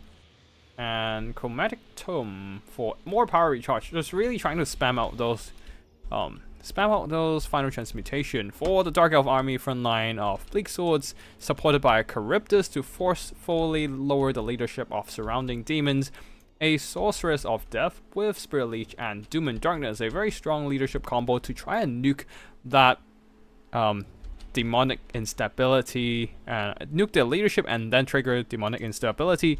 4 units of Scourge Runner Chariots. I used to call them Cheese Runner Chariots, but they probably are no longer cheese. We shall see in this battle here as they ready up to skirmish against demonic mobility. In the forest here, Doomfire Warlocks. Yeah, holding Doomfire Warlocks, providing some solid magic damage. Vanguard deployed on the other side of the battlefield. Human Boy sent his regards. Oh, welcome there. I suppose you guys are coming from Human Boy's new player stream. Welcome. Please join us for this Conquest mode faction wars. We have Dark Elves versus Tinge.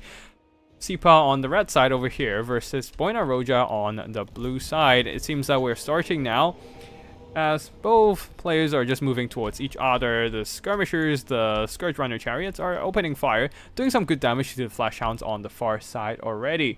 Why, YouTube, why are you telling me to insert ads? Fuck you, no. Anyways, a bunch of Scourge Runners starting to fire and knock out quite a bit of barrier on the Screamers. Ooh, the pink fire focusing on to Loki Felhard, and Loki Felhard is quickly backing off as the Bloodthirster threatens to chop his head off. Oh, a Final Transmutation already from the Herald of Tinge, and oof. That was a fast Final Transmutation, but it's an upgraded one as well. Oh, he was spamming his Locus of Conjuration and Chromatic Tome. But hopefully Loki Felhard can start going into melee and get some hit points back with his self-healing toolkit. Bleak Swords are moving up to the front line, but they will get shot hard by all those blue and pink horrors. And there's not much to challenge the Bloodthirster, other than the skirmishers, really. The Scourge Runners are already doing some really solid work overall against Screamers on one side, but however, the other side, they got caught by the Hounds of the Blood Hunt and will be dragged down in melee combat. This is a massive loss for the Dark Elves, putting them on a pretty big back foot overall, I would say. Screamers of Tinge getting... finishing off the Sorceress of Death. This is very nasty. This is a very nasty loss for the Dark Elf army, as they are only able to get 1 Doom and Darkness out on the front line and get 1 blue horror into routing, and the Sorceress of Death is not going to be coming back, and they will no longer be able to use that Doom and Darkness plus Charybdis leadership debuff synergy, and as a result, the Dark Elf frontline is faltering hard as the blue horror stays on and keeps just grinding through the Bleak Swords infantry. Bleak Swords are just not that great for an offensive infantry, so yeah, they don't really cut through the blue horrors fast enough. Loki Felhard is in the mix here, fighting against the Bloodthirster, and he has not activated his Dread Duelist ability just yet. I think he activated earlier and it's just one off. Now another ability. Ooh, a Doom and Darkness onto the Bloodthirster, really trying hard to get it into demonic instability, especially the Charybdis is nearby, but the question is whether it can actually get there fast enough, as the Bloodthirster's leadership is barely holding on. Oh, it looks like it's getting into demonic instability. Yep, there it goes. And the Bloodthirster might just get routed off. I mean, crumbling, fading away from reality fast enough. But here comes a final transmutation, another brutal one. Upgraded version once again.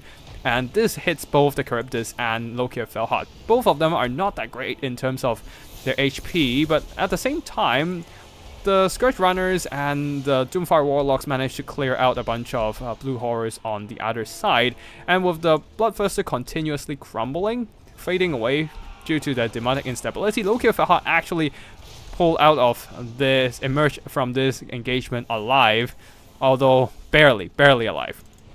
Now Bleak Swords and Scourge Runners are ramming into the Sour Guts, trying to finish off these Tinge horrors as well, and very nice micro from Sipa really, using that mobility, doubling the Scourge Runner chariots other than a skirmishing firepower, also doubles as a melee chariot in necessary scenarios, like over here. Just running straight into the horrors, which are lightly armored and are actually vulnerable to their anti-infantry charges, and as a result, Dark Elves actually managed to pull out of this ahead, especially the Loki of Felhard healing coming in really clutch, keeping him alive, albeit barely in this fight. Now another... can the Herald of Tinge put out another final transmutation? We shall see, but he is heavily pressured by Loki of Felhard on his dragon. Plus the ground firepower, the anti-air firepower from the Scourge Runner chariots is chipping away his health. With that, the Tinge army is pretty much entirely lost outside of this Shrieking Skyray and the Herald of Tinge. Narcissism has been activated. Wait, how the fuck? Oh, Narcissism from the Random Demons of Chaos army ability. That doesn't matter. A desperate attempt of the final transmutation was cast, but that doesn't matter anymore. And yeah, Sipa will be taking the first win. Just gonna save some... Oh, hello, human boy. Thank you for the raid, by the way. Really appreciate all the extra viewers showing up. We are getting quite a bit of a concurrent viewer count, and yeah, that is... I think that is one of the highest number I've gotten in a while. But yeah, for now, it seems that the Dark Elves managed to pull a win in this first battle with Loki of Felhard, clutching it out with the help of the Sorceress of Death. I was actually surprised the Sorceress of Death came back, but yeah, that Doom and Darkness plus the Charybdis combo actually managed to nuke that Bloodthirster, preventing it from doing any more damage to Loki of Felhard. And yeah, very nice micro with the Scourge Runner chariots as well, getting some solid value running through the blue horrors and pink horrors. And the blue and pink horrors just not quite able to do much against it.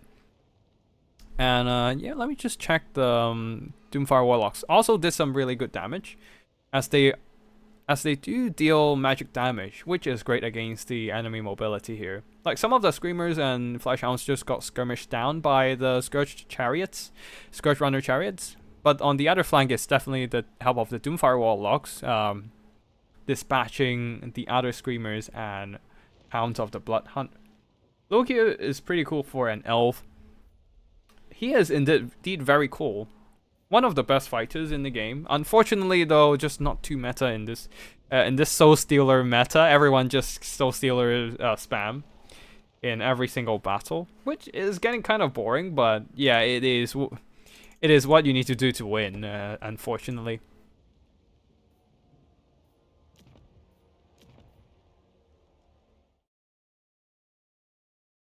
Okay, next battle. Both players will have to pick a different lord. This is a best of 3, so in every battle, both players will have to pick a different lord. They can't just pick the same caster and pick a different lord of magic. They will have to pick an entirely different lord. But of course, if you're playing as the Demons of Chaos, I suppose. Yeah, if you're playing as the Vampire Counts, different bloodlines count as different lords. And if you're playing as the Warriors of Chaos, different lords of the different Chaos Gods also count as different lords. So, you can pick the same lord, but with a different... Oh, change map, please. Yep, forgot about that part. Let me just, 20 grounds it. Alright, cool. Okay.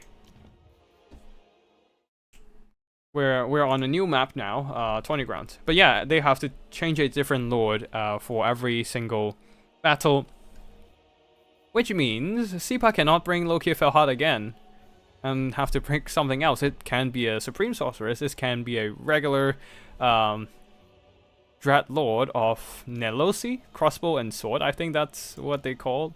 That's what they call the sword and crossbow one. And then they can be Recarved, they can be Supreme Sorceress, they can be Mana Stark Blade, they can be Crone Helebron, or of course Malekith with their recent cost reduction. Buena Roja though, he will not be able to pick Herald of Tinge, and we shall see what he picks. But he is he's thinking for sure. It's gonna take a while. And also, Cpuff, thanks for the heads up. I always forget to change maps. Yeah. But yeah, for now we shall wait and see the army picks of the players here. Yeah, Buena Roja do tend to spend some more time on army picks, so we shall wait a bit. After this, we are going into the replay casting section, and I hope I have a bit more replays.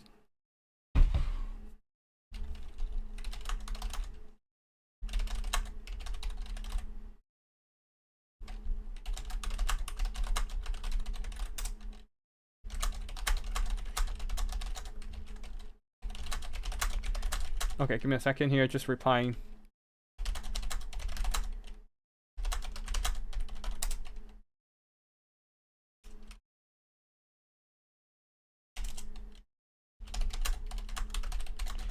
Let me just reply to a message from Buena Roja.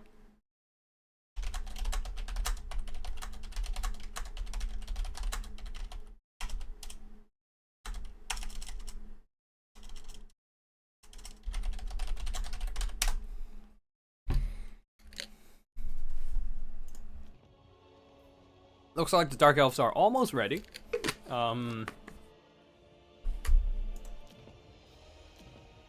Yep. The Dark Elves are ready, but Demons are still picking. Is this the finale? Yes, this is the finale. Single Lord tomorrow is unit caps or fruit rules for units. You'll have to ask Tequila about that.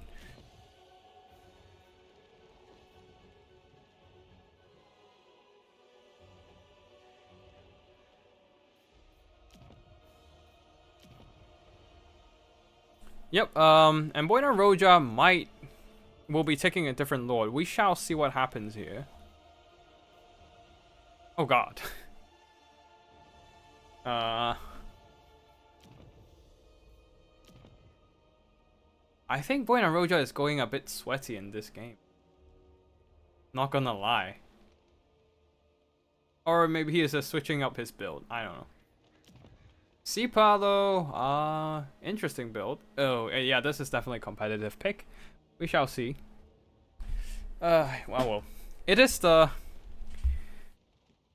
in, okay, yep, cool. Buena Roja is deciding on the army build. Yeah, it is unfortunately the price of not specifying too much about unit restrictions in the tourney. Like, I usually want to like host these as like more of a casual tourney, but unfortunately you'll have people inevitably picking stronger builds in the end. But which is why I have some anti-meta tourneys in the back pocket that I can pull out for to host sometimes. Which I think I might be doing this in a couple weeks. Yeah, that will do. But yeah, Buena Roja is picking his army now, and I think it's almost done. Doing better. As Spanish tell Buena he can pick a different army and has. No, dude, I like he already checked with me. Dude, he already checked with me. He has to pick a different lord. So with a different lord, you can't really bring the same army with them because you have a different cost and you have different supporting abilities to that synergize with a different unit, especially with Demons of Chaos, right? Every single caster they have doesn't cast the same magic. Like the Herald of Tinge can cast Metal, Tinge, and Fire, if I remember correctly. No, Metal and Tinge, I think. Yeah, Metal and Tinge only. The Herald of Slaanesh only casts Slaanesh and Shadows, and the Herald of Nurgle only casts Death and Nurgle. So, in the end, you either go for the Herald, or if you want to cast the same magic, you have to go for an Exalted Lord, an Exalted Demon, which, while they can cast the same spells, they're expensive. They're significantly more expensive, which will lead to the whole army build needs to be altered because, okay, you now spend another, like, what, 1,000 more gold onto the same unit, onto the Lord, so you have to cut it away from somewhere. Oh, maybe I'll cut a couple Furies. Oh wait, now I don't have enough mobility to protect my backline, so I'll probably have to skim out on the backline and get a bit more mobility instead. Oh wait, no, at that point I might as well just get a whole different front line for something else. So yeah, it's the changing the Lord is enough to, like, break up, in my opinion, is enough to break up the builds most of the time. Most of the time, not always. Sometimes they have the same Lord going. Like, for example, the Tinge army, you can literally swap between... You can literally use the same build, and then, well, you have the Tinge Sorcerer Lord and the Tinge Exalted Hero, which one is a caster and then the other is an anti-large hero, an anti-large fighter, and you can literally just swap them around, having the Tinge Lord with the Tinge Sorcerer. High Elf with Prince or with Imrik? Not necessarily. Imrik, sometimes you need Imrik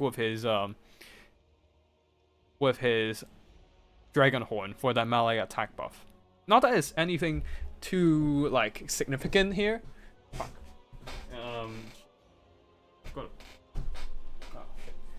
Well, hold on a second here. Just got something to deal with.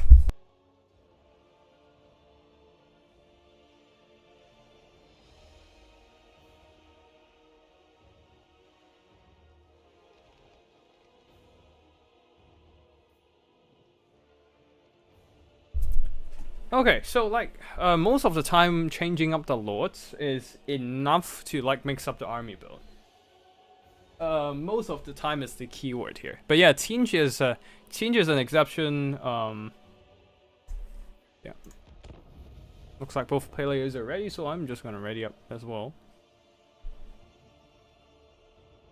High Elf with Prince and with Imrik, I suppose that works too.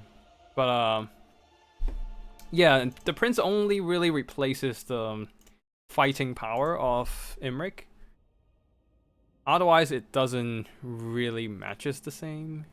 Ooh, this might be a bit spicy for the Dark Elves here, because we have Karanak, the caster hunter, on the field this time, supported by a soul grinder of Tinge.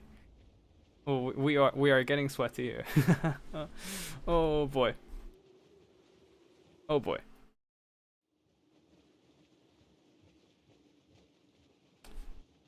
But yeah, the High Elf Prince, I've only really seen Phoenix King using it. Like, no one else is as obsessed with the High Elf Prince as the... Yeah, nobody else is as obsessed with the High Elf Prince as Phoenix King. Haven't seen him in a while. Like, yeah, cool Lord you got there. Would be a shame if they just disappeared. Yeah. That might be what happens to the sorceress of, Wait, I need to check if Karanak is bringing his, snare ability. If he brings it, then, like, I specifically banned the snare for the Demons of Chaos faction. Like, you can bring the Hound, you just can't bring the Spirit Leech plus Net.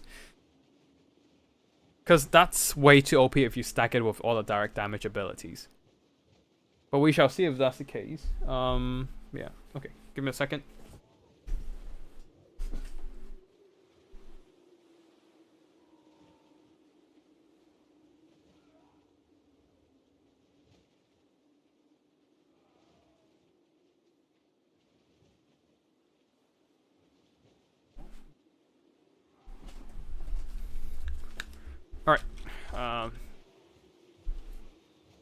go on and put some stuff away. The net of Karanak is too strong.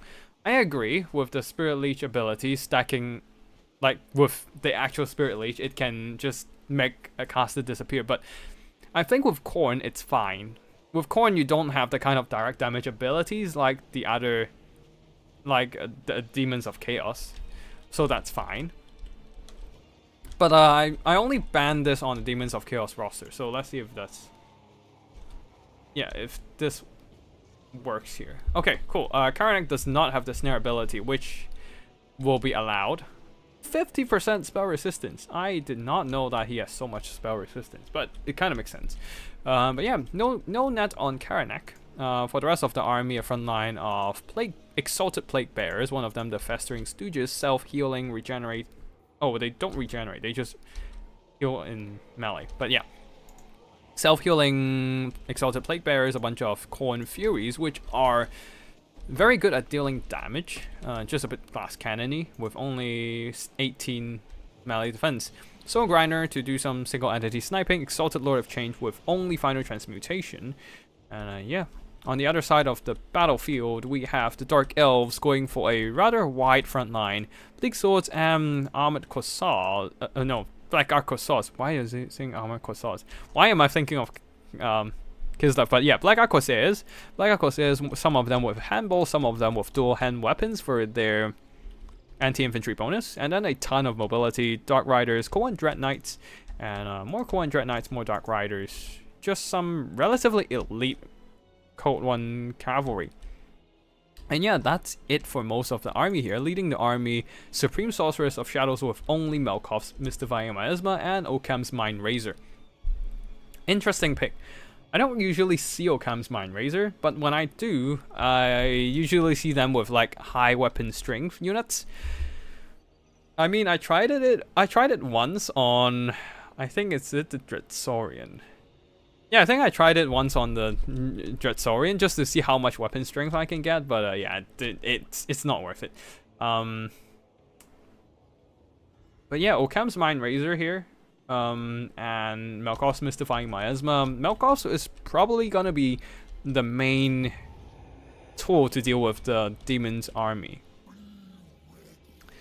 But of course, without the the Death's Head from the Exalted Plague Bearers is gonna do some good damage against the Black Arc Corsairs if they get to throw. So this is gonna be a major concern for the Dark Elves. And also the Soul Grinder is shooting, but very nicely done from Sipa, hiding the Sorceress right behind a tree. So the trees are blocking all the shots, and those shots were kind of wasted here.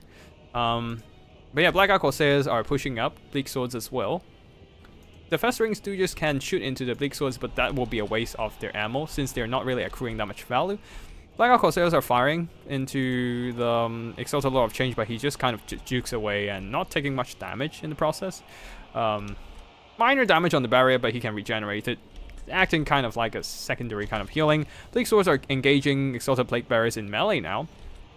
And Melkoth's Mystifying Miasma draining the HP away from the Exalted Plague Bearers without needing to engage them in melee, but Black Arc Corsairs are moving around, kind of dodging away from their firing arc, and now charging into melee combat using their anti-infantry bonus to cut down the enemy melee resistance.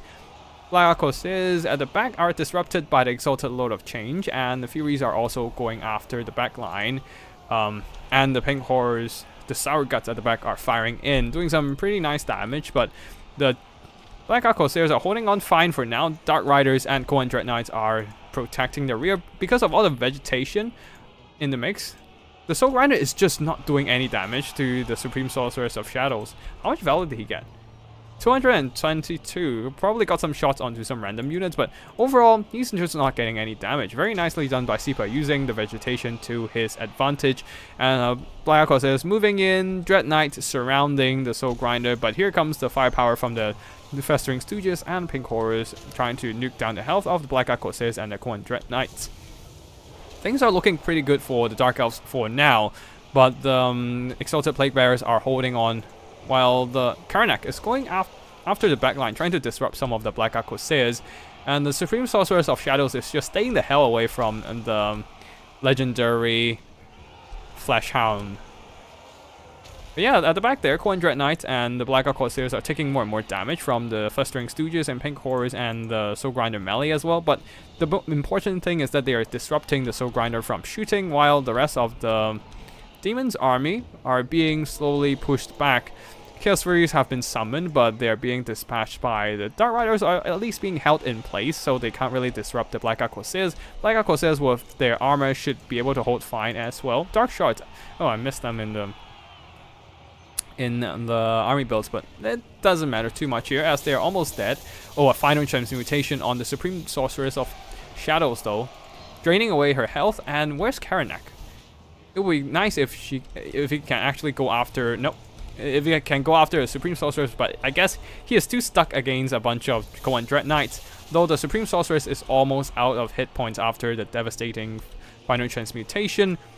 Cohen Dread Knights are also taking more and more damage, but good news is that the Black Oak Corsairs are holding strong. With their armor, they can hold on just fine in melee, of course, against the Plague Bearers. Not in range, they'll just get nuked by all those Death's Head, but right now they're trading just fine against the Sour Guts, and the Festering Stooges are also taking more and more damage as time goes by. Due to the lack of armor, the Exalted Plague Bearers just doesn't really have much to protect them against Black Oak Corsair handballs other than their physical resistance. But with the sheer volume of firepower coming in, it doesn't really matter. And Dark Elf Mobility continues their cycle charge, slamming into the back of the Sargas, doing some pretty nice impact damage, while the Exalted Lord of Change is being pressured back by being tied down by Dark Riders. Bad news for the caster of the Dark Elves though. She has been routed, and with only 300 HP left, she's not gonna come back. Karanak also got a few bites on her, I assume. But yeah, it will continue to push through the Dread Knights and try to go after the Supreme Sorceress. Another final transmutation, draining the health away from the Cohen Dread Knights. But it's not going to be as effective as against single entities. And the Dark Riders plus the Black Oak Corsairs are going to try and grind the Soul Grinder down. Speaking of irony. And the Dark Elves simply have a superior force of infantry at this point, having dealt with most of the demonic infantry support. Only really the Plague Bearers are fading away. Soul Grinder is the only thing holding, and the Exalted Lord of Change. And yeah, that's gonna be it, I assume. As the last very nice bombardment, tier 3 siege ability, got a nice RNG on the demonic army abilities, I suppose. But after that, the Exalted Lord of Change simply couldn't carry this game by himself with only final transmutation on his toolkit. Karanak also being surrounded and beaten up by Cohen Dread Knights. Doesn't even need that anti-large bonus to beat them up, just need enough melee stats and numbers to surround Karanak. And there goes the dog, leaving only the Soul Grinder and the Exalted Lord of Change in the mix, but that means army losses hits, and that shall be the end of this game. A pretty quick one, all things considered. Less than 6 minutes is a relatively fast game, I would say. And yeah, that shall be the end of this tournament with SIPA 2. With SIPA winning the tournament with the Dark Elves. And as a result, next time when we are hosting the Wednesday Faction Wars, we are gonna ban Demons of Chaos and Dark Elves, since we're banning 2 factions every week, and those factions are the finalists of the previous Faction Wars. But yeah, army performance wise, because of the abundant vegetation on the map, the Supreme Sorceress of Shadows wasn't really sniped out by the Soul Grinder, which is really nice for the Dark Elves. While the Black Oak Corsairs and the firepower of the Dark Elves did really nice against the Demons of Chaos.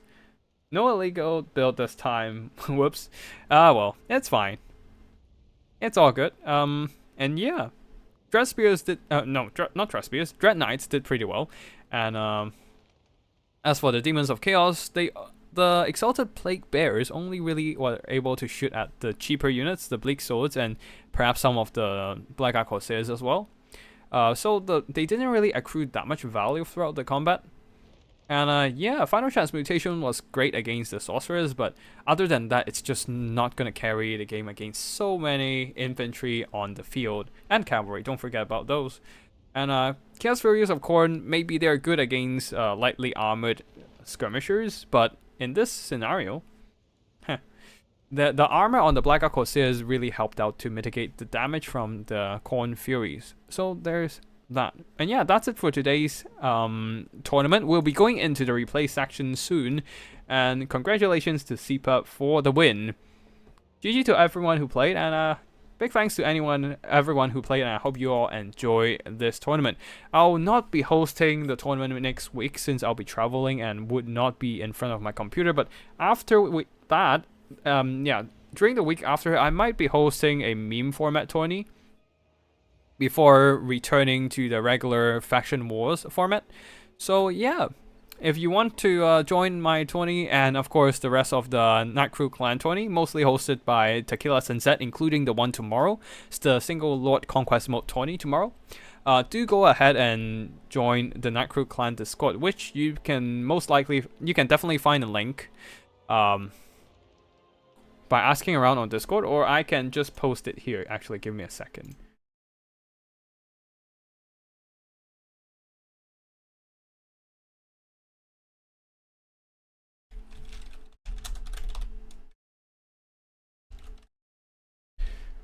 Yeah, go ahead and join the... actually, is this a temporary link? Let me just quickly check.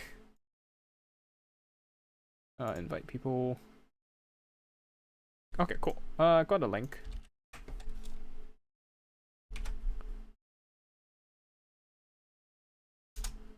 Go and join the Night Crew Clan Discord if you're around, and if you're not already in the Discord, we have a ton of great tournament events hosting on the regular, especially Tequila, since that he does like 2-3 tournaments every week. I am actually astonished by the consistency of the man's schedule. But yeah.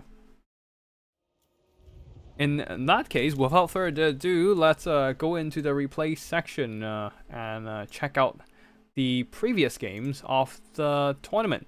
I don't have every single tournament game, so I think I only have 4 or 5 games so far, and we're only playing best of ones. So it's not like we have the most games in the world to cast anyways. And yeah, let me just check if there are other replays that I've not picked up. And yeah, okay, cool. It's just 1, 2, 3, 4 more replays, and then we're done, I think. Yep. All right. Dark Elves versus Kislev in this first battle. In this first round battle. I don't know if this is a meme build. Sipa, I don't think that's a meme build. But of course, if you're playing against Race, you don't want a meme. He is a very good player after all. But yeah, anyways, for the army builds here, Dark Elves are going with a front line of Bleak Swords, second line of Dark Shards with shields and regular Dark Shards mixed in together, plus a ton more Dark Riders with shields and Cult 1 Knights. So a very solid wide army build overall. Leading the army is Sorceress of Shadows with Pit of Shades and Melkov's Mystifying Miasma. On the other side of the battlefield, the Kislevite army, a front line of Kislevite warriors and armored Corsairs. A second line of Akshina and Butchers, guarded by a couple of things in the woods, and a third line of Kislevite warriors, plus a Griffin Legion at the very back. I really like the armor on these guys. Just looks really cool. They look heavy enough to be intimidating, but also light enough to actually still keep the speed on. And a couple of Korsvite Dervishes, due to the Barblet effect, they are a really sticky unit that can tie down units for a prolonged period of time. Little Grum here, already aiming down at some Khorne Knights, and a Tsarina Kanarin with Death Frost and Ice Maiden's Kiss for a bit of AoE damage. And yeah, that's it for the army builds. Now let's get the battle started here, as Little Grum opens fire at the Khorne Cavalry, doing some pretty nice damage already, knocking out a few unit models every hit. But the width of the Dark Elf army is going to be a concern for the Kislevite, as they are going for, as you can see, rather narrow formation, and a lot of units can simply just walk around the enemy formation and get into the back line. But yeah, right now, Akshina and Bushes in the middle are opening fire, doing some damage overall, but Griffin Legion getting focused by a ton of Dark Shards. Absolutely getting nuked. Also, Malkov's Mystifying Miasma, draining their hit points away. Dark Shards are now firing back at Akshina. Yeah, are now firing into the front line, actually. The Akshina and Bushers are firing back, but the shielded ones are holding on just fine, while Things in the Woods trying to get into the back line, but this is why the Dark Riders and Koa Knights are at the back, just ready to countercharge any mobile threats, while the other Koa Knights will be flanking around to get to the Griffin Legion, trying to eliminate the Kislev mobility as much as possible. Dark Riders and Bleak Swords have been beaten back by the Kislevite front line and some Akshina and Busher shots, but Bleak Swords are circling around, now threatening the Akshina and Bushers. Kozvite Dervishes sacrificing themselves, charging into the Koan Knights, trying to buy some time for the Griffin Legion to circle around and do a recharge, perhaps. But yeah, they're taking a lot of time to just get around to go back in for a charge straight into the Koan Knights. Pit of Shades onto the Armored Cossars, bypassing their armor and just nuking their HP. And Dark Shots firing into the unshielded Kislevite warriors, getting some nice damage done as they are cutting down the last bit of the Koa Knights over here. Overall, on the right flank, the Dark Elves have secured their Dark Shards infantry. Some of them are still routing, but most of the mobility threat has been repelled, and they are now free to fire at any Kislevite threats on the opposite side. Akshina and Bushers over here threatened by the Bleak Swords and are unable to escape due to the Koa Knights in the mix as well, charging them down. And Little Grom has been firing for quite a while now, getting some solid kills, but not a lot of value. 500, 600 gold? Not even close to earning back their costs. And the Dark Shards are now aiming down the Armored Cossars, do they have their backs turned? Nope. They still are facing the right way to block shots, but it doesn't really matter right now as they are dragged into a fight against Bleak Swords, and the rest of the missile units of the Dark Elf army are not quite in place to fire back at the rest of the missile of the Kislevite army is not quite in place to fire back at the Dark Elves. Another unit of Akshina and Bushers have been routed. The other one is still holding on for now, but for how long can they hold? We shall see. Griffin Legion finally managed to dispatch the Koan Knight after suffering heavy losses on themselves and the Kozvite Dervishes. Dark Shards simply peeling off the Kislevite warriors with their shots. And the Kislev simply do not have the tools to shut down all the Dark Elf backline right now. This unit of Griffin Legion will be focused down by the rest of the Dark Shards. A bit of an Ice Maiden kiss, trying desperately to nuke the HP of the Dark Shards, but that doesn't really matter at this point. Dark Elves have control of the capture point. The other Griffin Legion is nowhere to be found, being seen off by enemy units. And yeah, Akshina and Bushers here being pushed back by the Bleak Swords will not be able to provide any fire support anymore, leaving the Little Grom alone against all these AP units from the Dark Elf army. Dark Shots firing in and Koan Knights charging into the Little Grom, and at this point the Kislev army race decided to throw in the towel.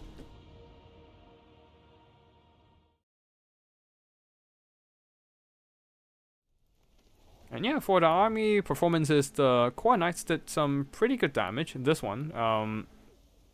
But most of the work were done by the Dark Shards, I would say. Just the sheer volume of firepower managed to just overcome the lack of firepower, really, from the Kislev side. With only the Kislevite warriors... not Kislevite warriors. With only the Armored Cossars and the Akshina and Bushers being the missiles, we don't really count Little Grom, since it's more of an artillery that is more single entity targeting, anti-large artillery than the missile infantry. Is it a rule to avoid the capture point? No. Well, we are playing on Conquest mode without any engagement rules, so people are free to play whatever they want as long as they follow the default unit caps of CA, and yeah, that's about all the rules. Actually, I've got some additional unit limitations, but that's nothing too substantial here.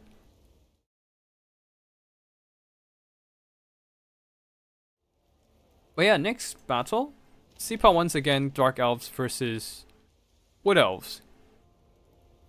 Oh boy, that's a lot of war dances.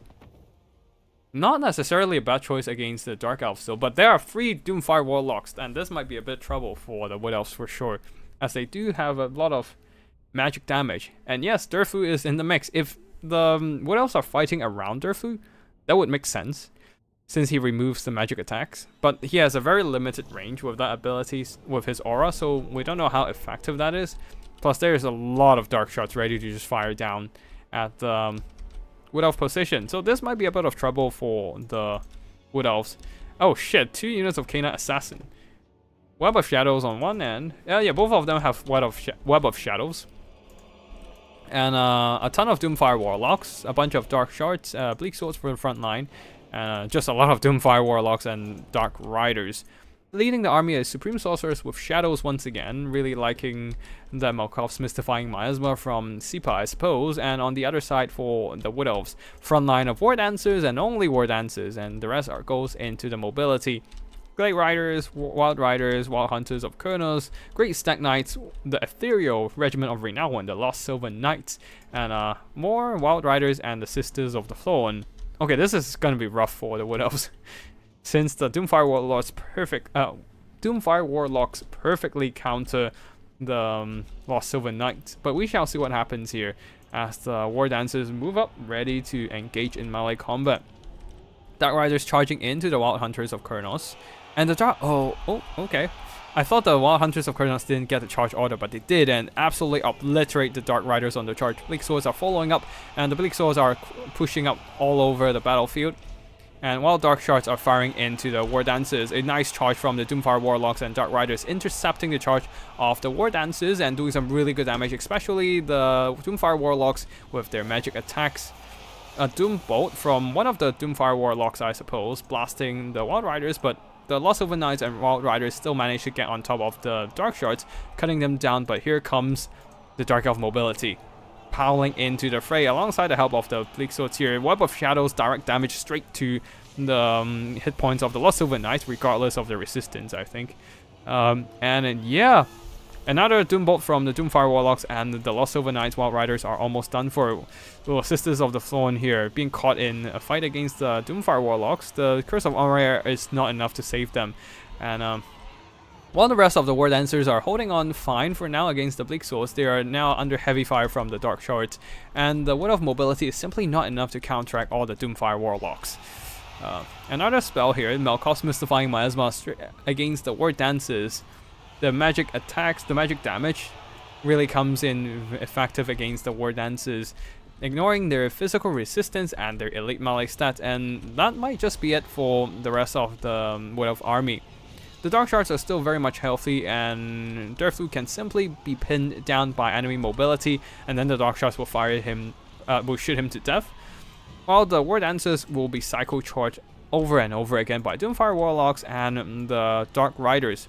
They're trying to pressure the Dark Shards here, but alas, while they are fast, they simply can't catch up to a light infantry when they're constantly being charged again and again. Except, I guess, if these guys are not charged, they can actually catch up to the Dark Shards. But when the Dark Shards starts running back, and they're getting interrupted with their pursuit, yeah, that should be the end for the War Dancers. GG to Sipa and Pigman here, and Pigman, it's probably going with a bit of a meme here. Though Dark Elves definitely a great counter against the Wood Elves here. Yeah, unfortunately, Durfu is not exactly the best choice against an army that can spam AP firepower. The Doomfire Warlocks did well, and same goes for some of the Dark Riders. Dark Shards did some really good damage overall against both the War Dancers, and then they can just shoot at Durfu. But yeah, the double Web of Shadows is an interesting pick as well. And yeah, unfortunately, the Wild Riders and the Sylvan Knights, the Sisters of the Thorn, none of them really get a good trade into the Doomfire Warlocks and the Dark Riders. Which means this battle goes to the Dark Elves once again. Except we have Greyas Wolf as the Empire, Marcus Wolfheart versus Bretonnia. Huh. Let's just load in and see what happens.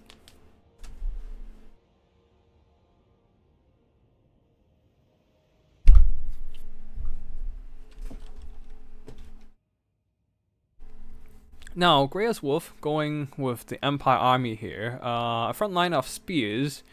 Marcus Wolfheart, a Death Caster. An Amethyst Wizard. Sigma Sons, Silver Bullets, and a bunch of Empire Knights. Let's see. Empire Knights, and then a bunch of grenade launchers. Why are the units all over the place when the goal is to capture and hold the point? Wouldn't it be way more helpful to stack mass infantry with healing on the point and around for 9 minutes? Theoretically, yes, but that would be boring as hell, and so that's why nobody really wants to play that kind of game.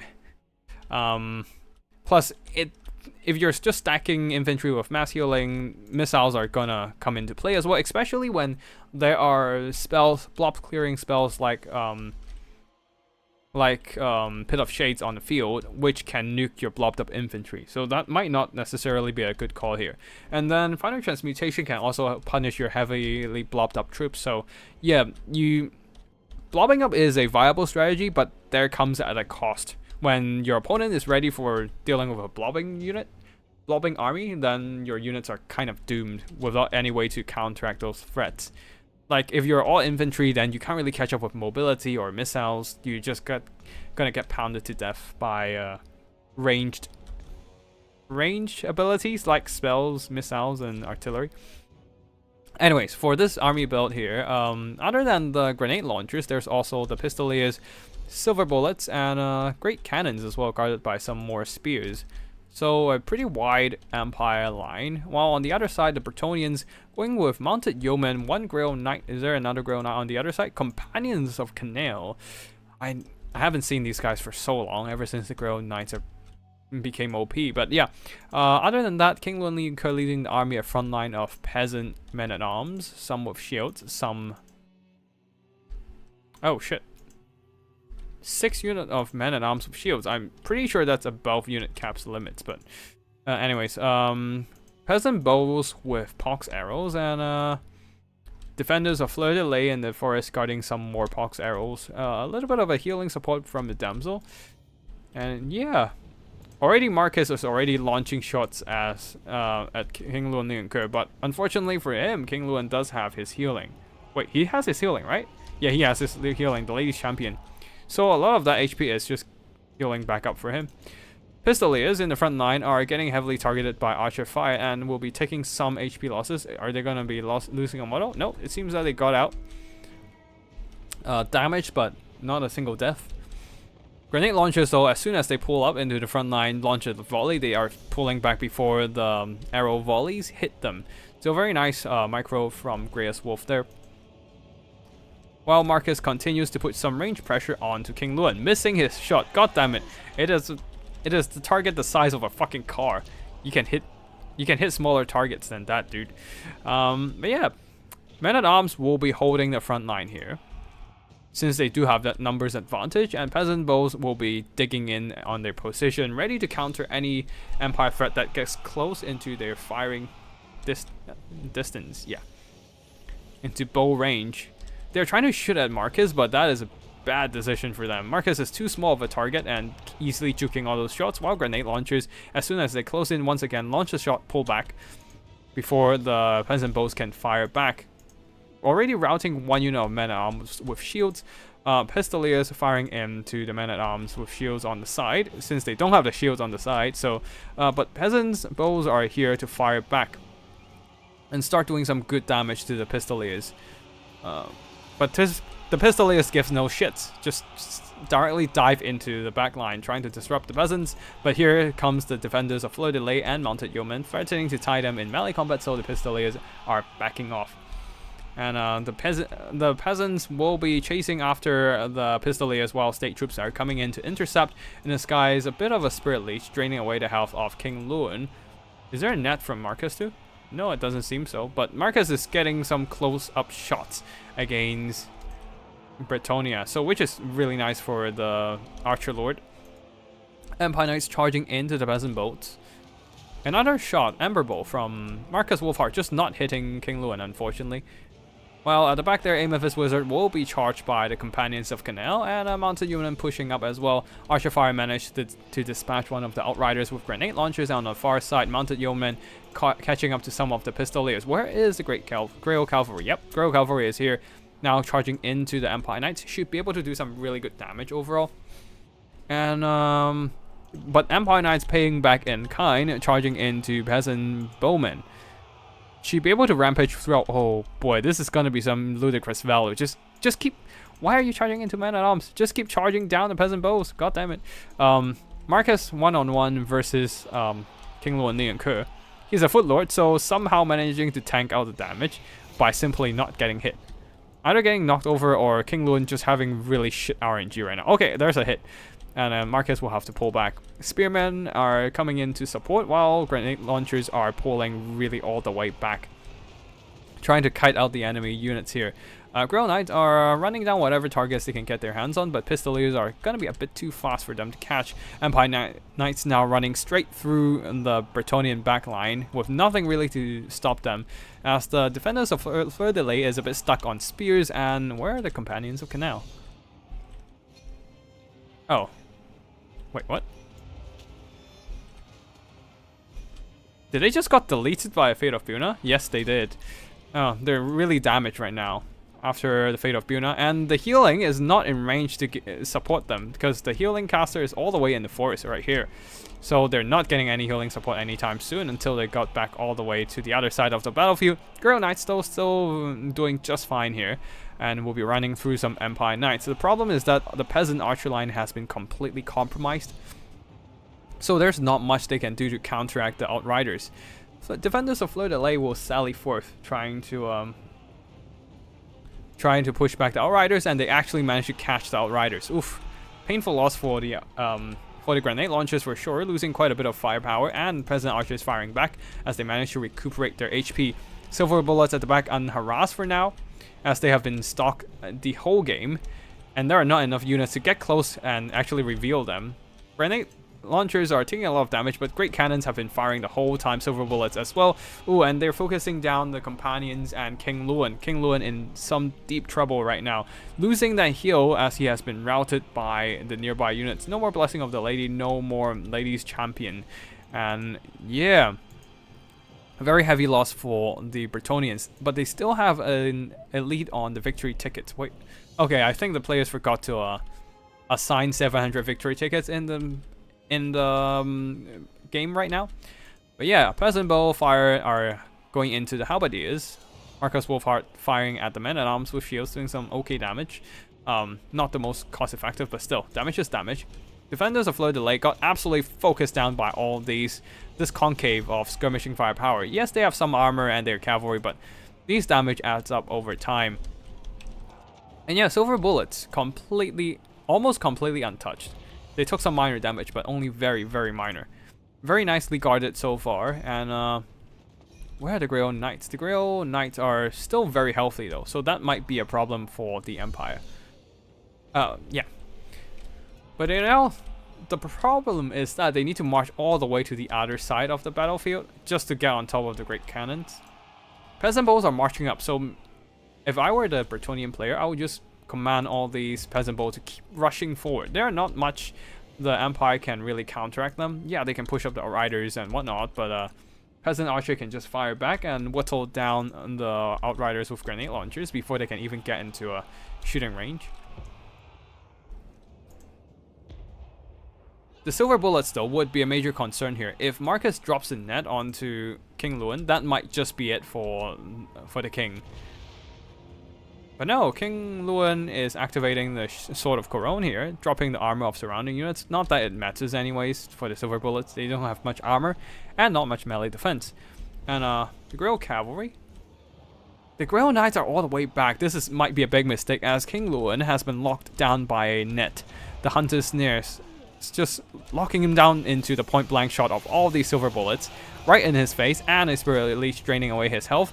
And another shot, what is that shot? Focus shot from Marcus, sniping out King Luan. That leaving the Grail Knights at the back is really a big mistake here, unfortunately costing Bretonnians their lord. And we can fast forward here as silver bullets kill King Luan, and Bretonnia throws in the towel. They're not army losses. Army losses isn't hitting yet. They just throws in the towel. Luan is just wasting time. That might be a viable strategy, but I don't think it matters too much in this scenario, because once Luan is dead, the cannons can push up and shoot at the Grail Knights, I suppose. And why did he quit? I'm not sure. Like, I think the Bretonians still stand a chance with the capture tickets, but yeah, the Grail Knights are still very much healthy with healing support, so Grail Knights may be possible to win this one. But if Marcus can drop another Hunter Snare, then yeah, only 150 left to win. Yeah, not sure why he quit, but I guess he just decided it's losing the Lord is pretty much it. But I think the Grail Knights can pretty much carry the rest, I would say. I think the Grail Knights can most likely carry the rest of the game if they don't get netted and shot to death. So not quite sure why he throw in the towel there, but yeah. It is what it is. Maybe he had a lapse of judgment. Kind of misjudged what he needs to actually win the game. But actually, it doesn't matter at this point, as Empire moved on to the next phase of battle. Hold on, do I have... yeah, I do have Grey Wolf's next battle against Buena Roja. So let me just download that.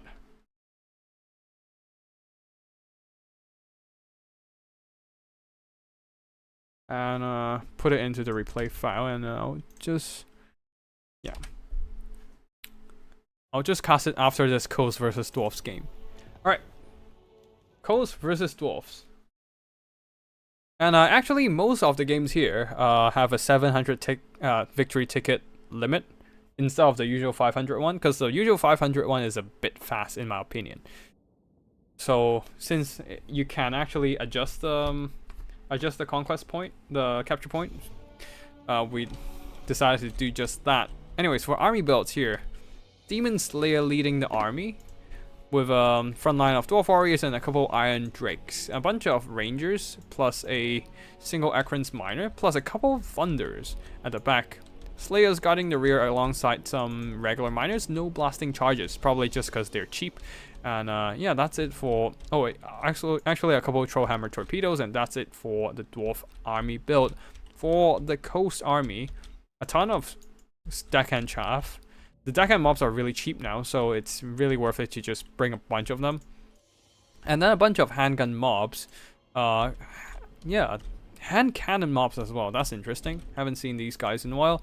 And then at the back, deck gunners, carronades, and a single shade wave gunners. Also deck gunners, but they are ethereal and does explosive damage. Much better against densely packed armored infantry. Noble first? Are they banned? No, they're not banned. I think it's just the preference of the player deciding not to bring that. Celestra Dive-In leading the army and some bomber bets. The Salt Lord Scuttlers. And then on the very far side of the battlefield, the corner really, some Mongols hiding away, stalking on their prey. That's it for the army builds. Let me just grab some water and then we shall go back to normal speed. Yeah, it's a slight, I would say it's a not as different meta as domination to land battles, but if we slow down the capture point to, these are still 500 tickets? Okay, they probably didn't change the conquest limit, but well, whatever. If they slow down the capture rate, maybe raise the ticket limit to like 700 or even 1000, then it's pretty much land battles at that point, since you want to eliminate the enemy's army instead of just sitting there and trying to tank the hits, because it's not going to be worth it when there's still so much time left for your capture to be completed. But anyways, Rangers firing at the Salt Lord Scuttlers, forcing them to pull back instead of pushing in to drop bombs. So yeah, the Dwarfs are moving up now. Iron Drakes are getting hit by the Carronade, so they are gonna take some damage as they advance. Mongols creeping up from behind though, and the Dwarfs are seemingly unprepared for it at all. We shall see what happened here as the handgun mobs are moving in, trying to aim down at the Iron Drakes, I assume, but because Rangers are in range, they're just gonna get fired back. The deck gunners really need to focus down the Rangers if they can actually see them, but Rangers are firing now, so they can see, so the deck gunners can definitely fire at them. But yeah, the Rangers will be the biggest threat to the Vampire Coast gun line because of the sheer DPS of the Rangers against the unarmored Vampire Coast missile troops. Will be unable to, the deck gunners and the handgun mobs will be unable to overcome that. So not prioritizing the Rangers with their deck gunners definitely might be a mistake here. Anyways, Iron Drakes burning a bunch of deckhand mobs. The other Iron Drakes have been pushed back and some of the Mongols are in the mix, plowing through the handguns and Rangers alike. Slayers are in position to respawn and should be able to tear down those Mongols fast as soon as possible. Damn Knights Errant have been summoned, but they're stuck on a bunch of Dwarf Warriors instead of charging down the backline, so Iron Drake's Trollhammer torpedoes are making short work of them. Bomber mobs are getting counterfired by a bunch of crossbows and bullets, so they'll be going down soon as well. Iron Drakes are still burning down the deckhand mobs, but not really getting much value. Instead, they're just gonna get shot up by the handgun mobs, not accruing much value overall. Most of the Vampire Coast missiles are online, but the Dwarfs are definitely having a better time conserving their ranges at the back. Their front line also still being quite a noticeable threat as they are grinding through the enemy chaff. Still having so many melee units means that they can simply walk around those zombie chaff and start pressuring back the deck gunners and the rest of the missile line, while the Dwarfs, while the coast don't really have anything to respond against that. Iron Drakes though being finished up by the AP fire. It's just pretty much a grand shootout between the two armies so far. And there's Gary Grimm. I kind of missed him out. A spell from Salostra, but the Thunders and Rangers simply moved up as the Vangai's Revenge unfortunately entirely misses their mark as it takes so long to actually activate. Mongols still trying to do some work here, trying to avoid being caught in melee by the miners, but they dropped their micro for a bit and they just get light up by all these Rangers, Iron Drakes and whatnot. Akron's miners are still very healthy, still having their explosive charges ready to chuck in. And Slayers are ready to move up. Yeah, I know I can turn on the useful icons, especially you can sometimes turn on spacebar. I just don't really care about the fatigue and stuff, which is why I don't really use them. Plus, there's a lot of information to take in already on the battlefield, so I don't really use that.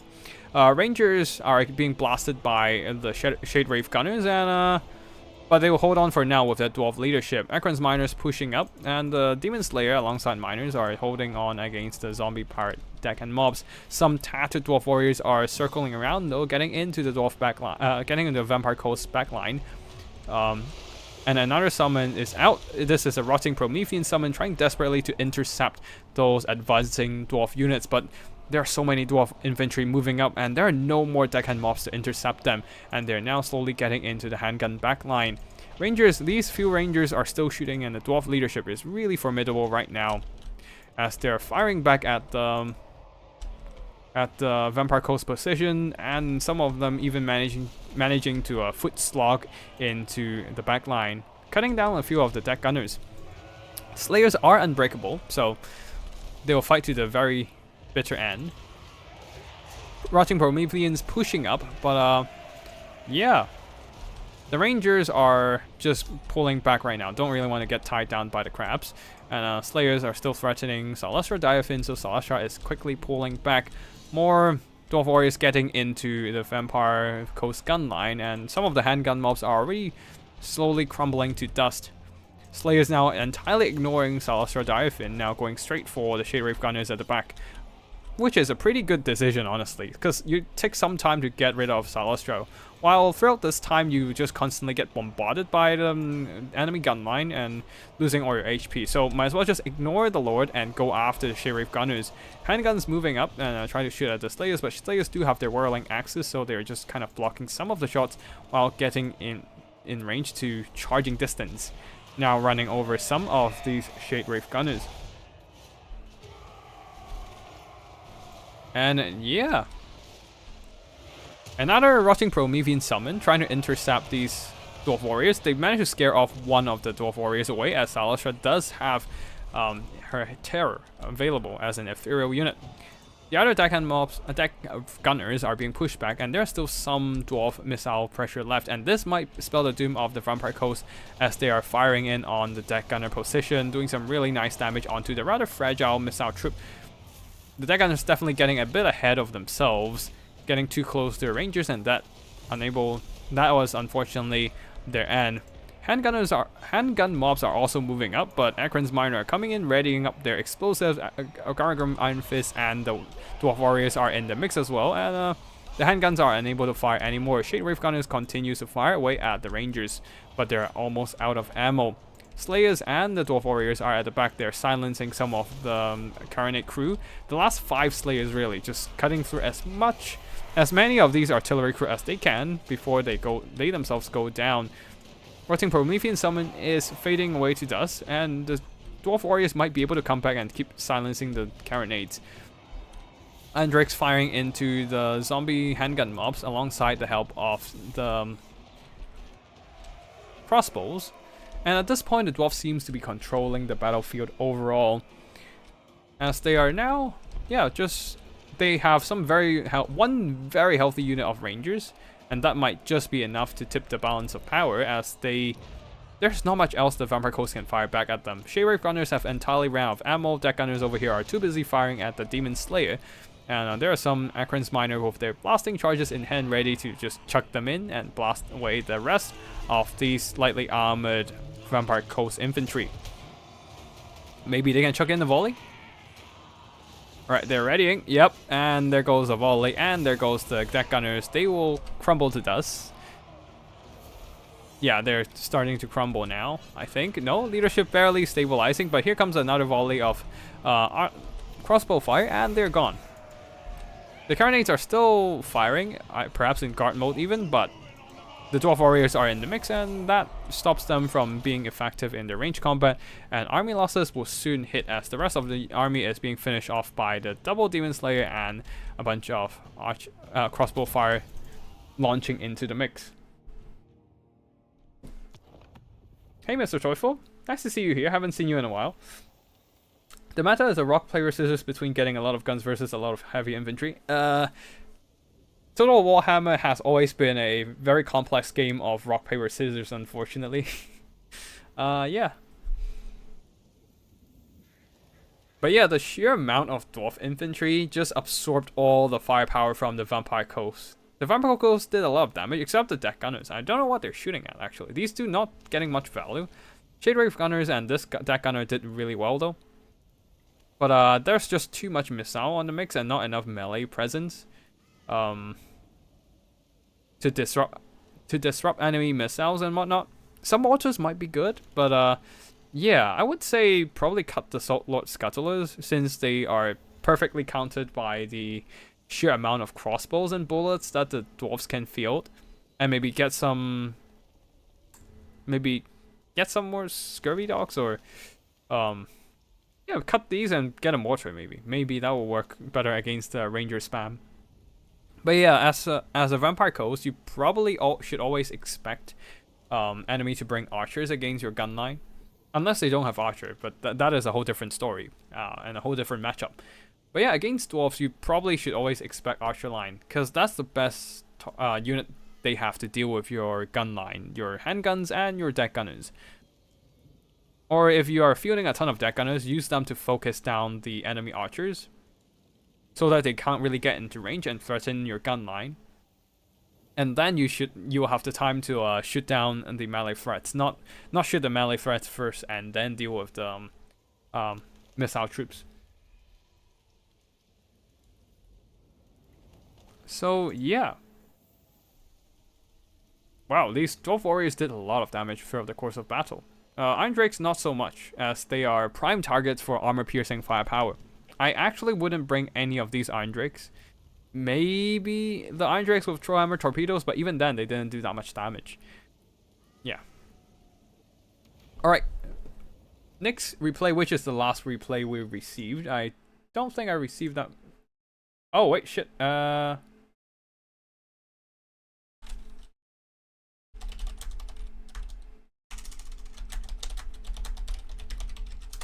Got some more replays from the mix, from the players, so may be able to cast one more game.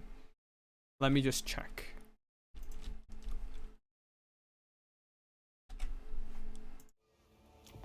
Let's see.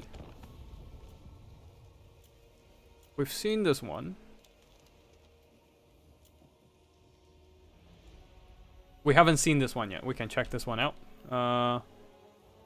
Wait, no. We haven't seen this one. Both throwers. Okay. Cool. Cool. We have a couple more replays to check out. So yeah, let's just go for the next replay. Oh wait, no. Yeah, we have two more replays to check out. Yeah. Both involves Boyne and Roja. So first one here. Demons of Chaos versus Empire. With double Changebringer build. Oh wait, no. Demons of Chaos versus Dwarfs. With double Changebringers. A ton of 3 units of Slaanesh Furies, 5 units of Blue Horrors, and 3 more units of regular Flamers. No way these are Exalted Flamers, right? Oh wait, no. These are Exalted Flamers. Oh wait, no. These are regular Flamers of Tinge. Okay, cool. 3 Flamers, 2 Changebringers. This is a meme build for sure. That's a lot of firepower, or just fire in general. Trollhammers were probably good for crabs, which weren't brought. Yeah, unfortunately, I wouldn't bring crabs against the dwarfs myself. They just have too much AP, including cannons and bolt throwers to deal with that. But anyways, for the Demons of Chaos by Boyne and Roja, a front line of Blue Horrors, second line of Flamers, and a couple of Changebringers in the disguise, plus 3 units of Slaanesh Furies.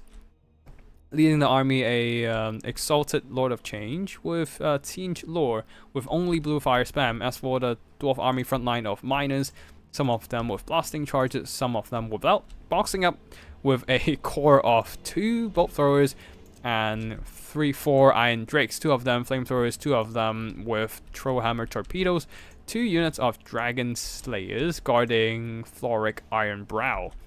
And also the Brotherhood of Grimnir, closely guarding the Lord as well. But yeah, blue fire already opening up the combat and blasting away some HP of the bolt throwers. Not that it matters too much right now, because there are so many models and so many crewmen. They just kind of take the damage without much notable losses. And the focus fire from the bolt throwers are cutting through one of the flamethrowers super fast. The problem is that there are not enough melee troops guarding the artillery. So the Slaanesh Furies are free to just dive in and feast on value. Especially the expensive Iron Drakes.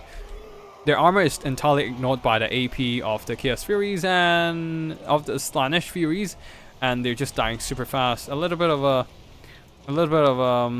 Rune of Doom here, providing them attack stat buff, helping the Brotherhood of Grimnir to do a lot of damage to the Furies, cutting down 1 unit already, but because of the shooting being entirely disrupted by the Chaos Furies, the Changebringers are free to just get in and burn down the Iron Drakes. Though the Iron Drakes do have some solid fire resistance at 40%, so even after the minus 10% fire weakness, they will still be able to tank the flamethrower. The problem is just the Furies really cutting through their armor and swarming the position.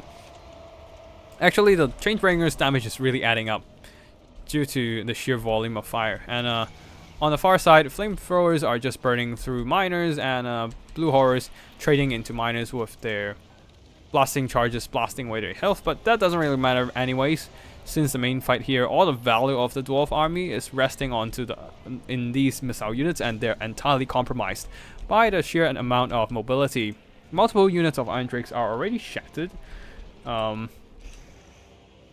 And Changebringers are still alive, so there are no other ways, there are pretty much no means for the Dwarf army to deal with the flamethrowers. And now the Brotherhood of Grimnir is just sitting ducks against all these Changebringers blasting their face off, and blue fire spam as well. And then don't forget about the Flamers of Tinge. Having 50 speed can actually outrun most if not all Dwarf units. 42 speed on Dragon Slayers, got a hit on the Flamers, but unfortunately the Tinge barrier blocked it. So not even a single HP loss on the Flamers. Now they're just pulling back and trying to get away from the from the Dragon Slayer.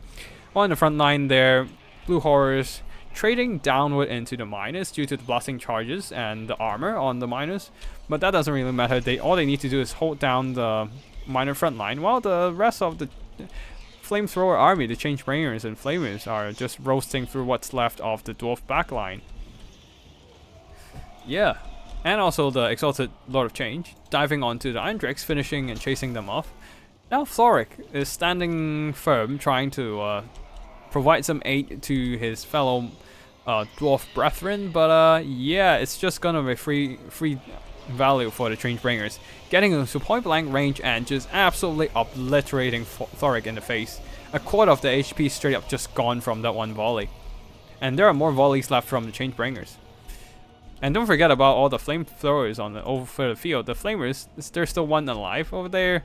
One unit just kiting away, running away from the miners. Another volley of flamethrower into Thoric Ironbrow, and he is down to his last 15% HP, roughly there. And the rest of the Blue Horrors are also pushing off the miners. Oh, and Thoric just straight up roasted to death by the flamethrowers, and there goes the Dwarf leadership. Army losses will soon hit, and the only thing is that's really holding is just the Dragon Slayer, who is fighting against a bunch of Flamers, but that doesn't matter, as the Flamers are really trying really hard to just run away and scoot and shoot at the Dragon Slayer. The other Dragon Slayer is still alive, but that at this point doesn't really matter. The smell of bacon in the morning. Being dwarfs, it would be more hair burnt, especially their mohawks and beard. So yeah, not having anything to guard the backline here from Gotrek Starbreaker is a very gutsy move, but that is unfortunate because of the mobility presence on the Demons of Chaos side. I think Gotrek was definitely memeing, because one Brotherhood of Grimnir is not even close to enough of guarding so many missile assets. And yeah, that would be the end of Gotrek's run, and this one last final battle between... Yeah, this will be the final battle we're casting today. Boina Roja versus Grey's Wolf, and let's just load in. The smell of bacon in the morning and the smell of burning rugs in the morning. Indeed, they are. I didn't know locked control groups was the thing for the longest time. Always had my most monstrous infantry charge into gunfire without infantry. Yeah, I feel like there's a lot of like hidden tricks in a lot of strategy games that you only know after playing a prolonged period of time. But even then, there might still be stuff that you entirely miss and only know by having people pointing it out in like guide videos and stuff. And Total Warhammer is no exception.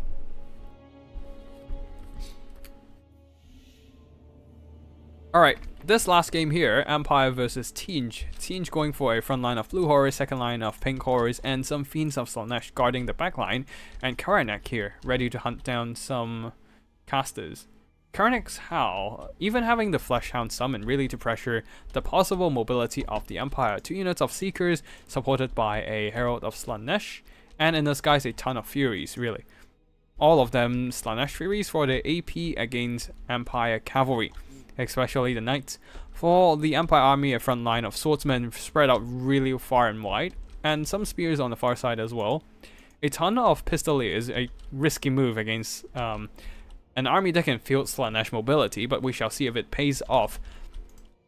And then some Empire Knights guarding them, providing a bit of mobility protection, a unit of great cannons ready to aim down at the Demons of Chaos, and 2 units of grenade launchers Leading the army, Marcus Wolfheart, supported by a Bright Wizard with Flaming Sword of Ruin for the magic damage and a Fireball. Silver Bullets are also stalking, hiding in plain sight, and one more spear, two more spear on the left flank guarding the rear. That's it for the army bolts. Now let's get the battle going, as the great cannons will open fire first, I believe, since they are in range to shoot at something.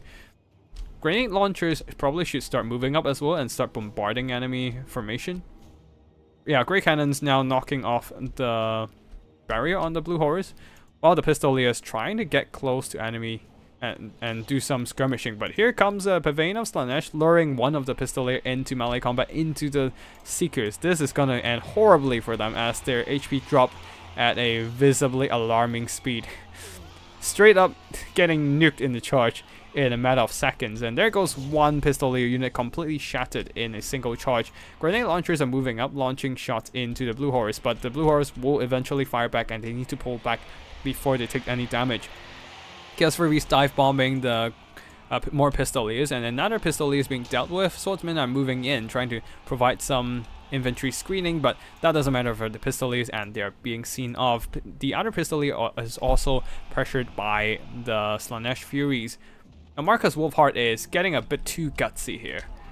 Walking up alone by himself, and Karanak is in the vicinity to just hunt him down. Thankfully, he is a foot character, so he just kind of tanked the damage by getting knocked over and not taking damage. Fireball into Karanak, not doing much damage overall. He does have 50% of spell resistance. And the fire weakness does help from Kindle Flame, but yeah, nothing too impressive. Empire Knights being caught by Seekers, they need to get some infantry help them right now, right now, as the AP damage would be too much for them to handle. Slaanesh Furies diving the great cannons at the back there, and nothing is really in place to support as the attention of the Empire player has been dragged over to this flank. Now the Empire Knights on the far side have responded to this Fury threat, but the Great Cannon crew has been compromised already, and they might just get finished off if the Furies are lucky enough.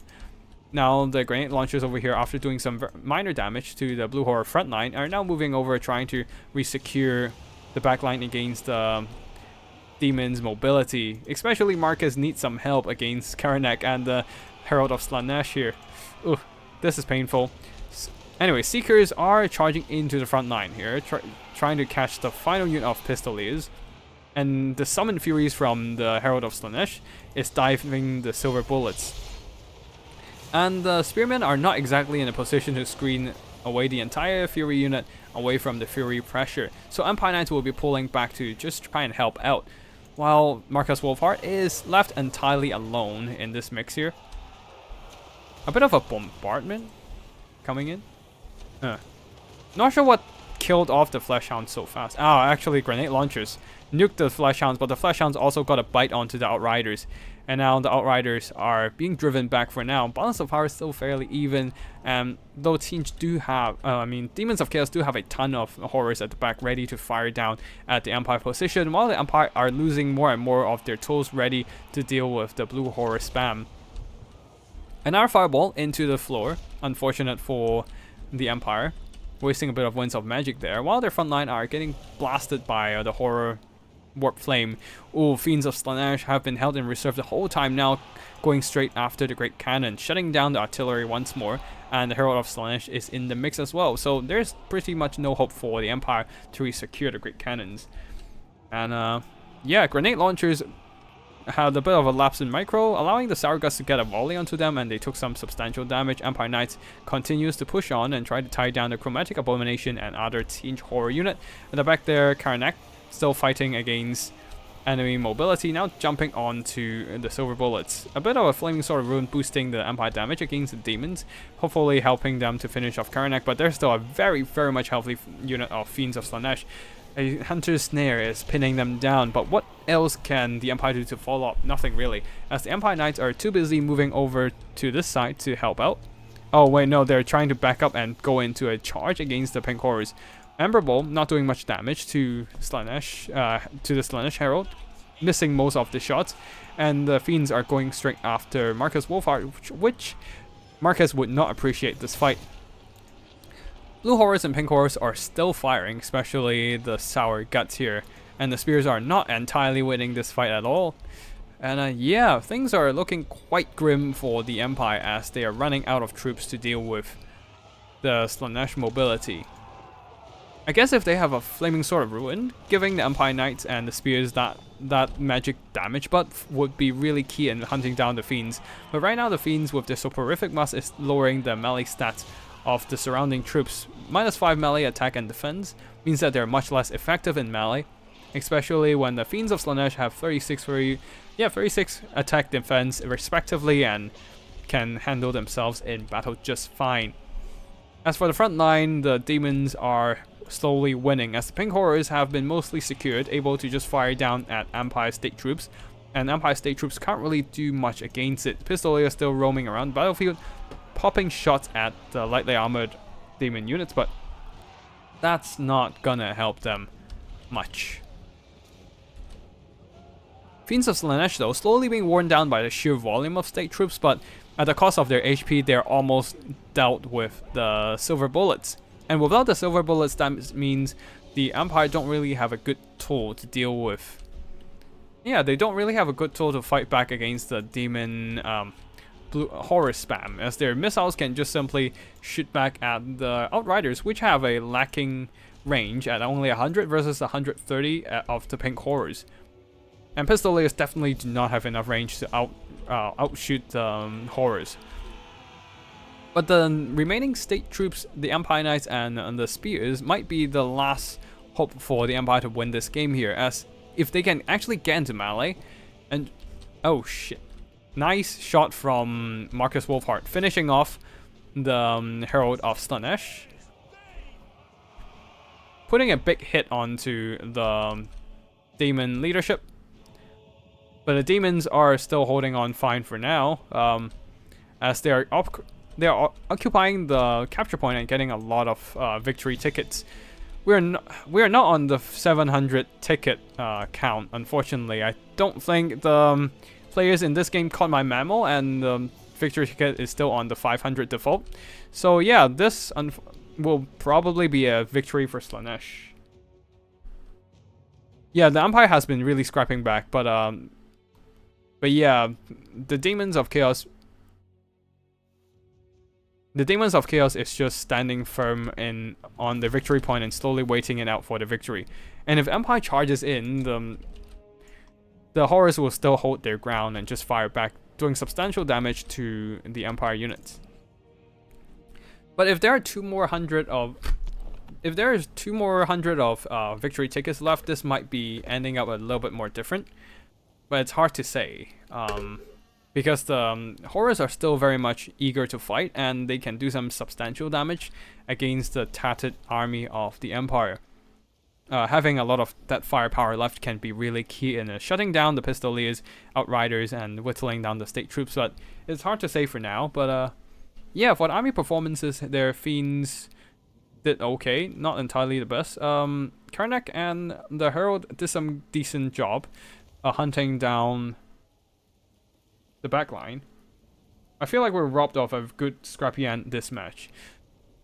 Yeah, definitely if on land battles, this will be a lot tighter in terms of balance of power.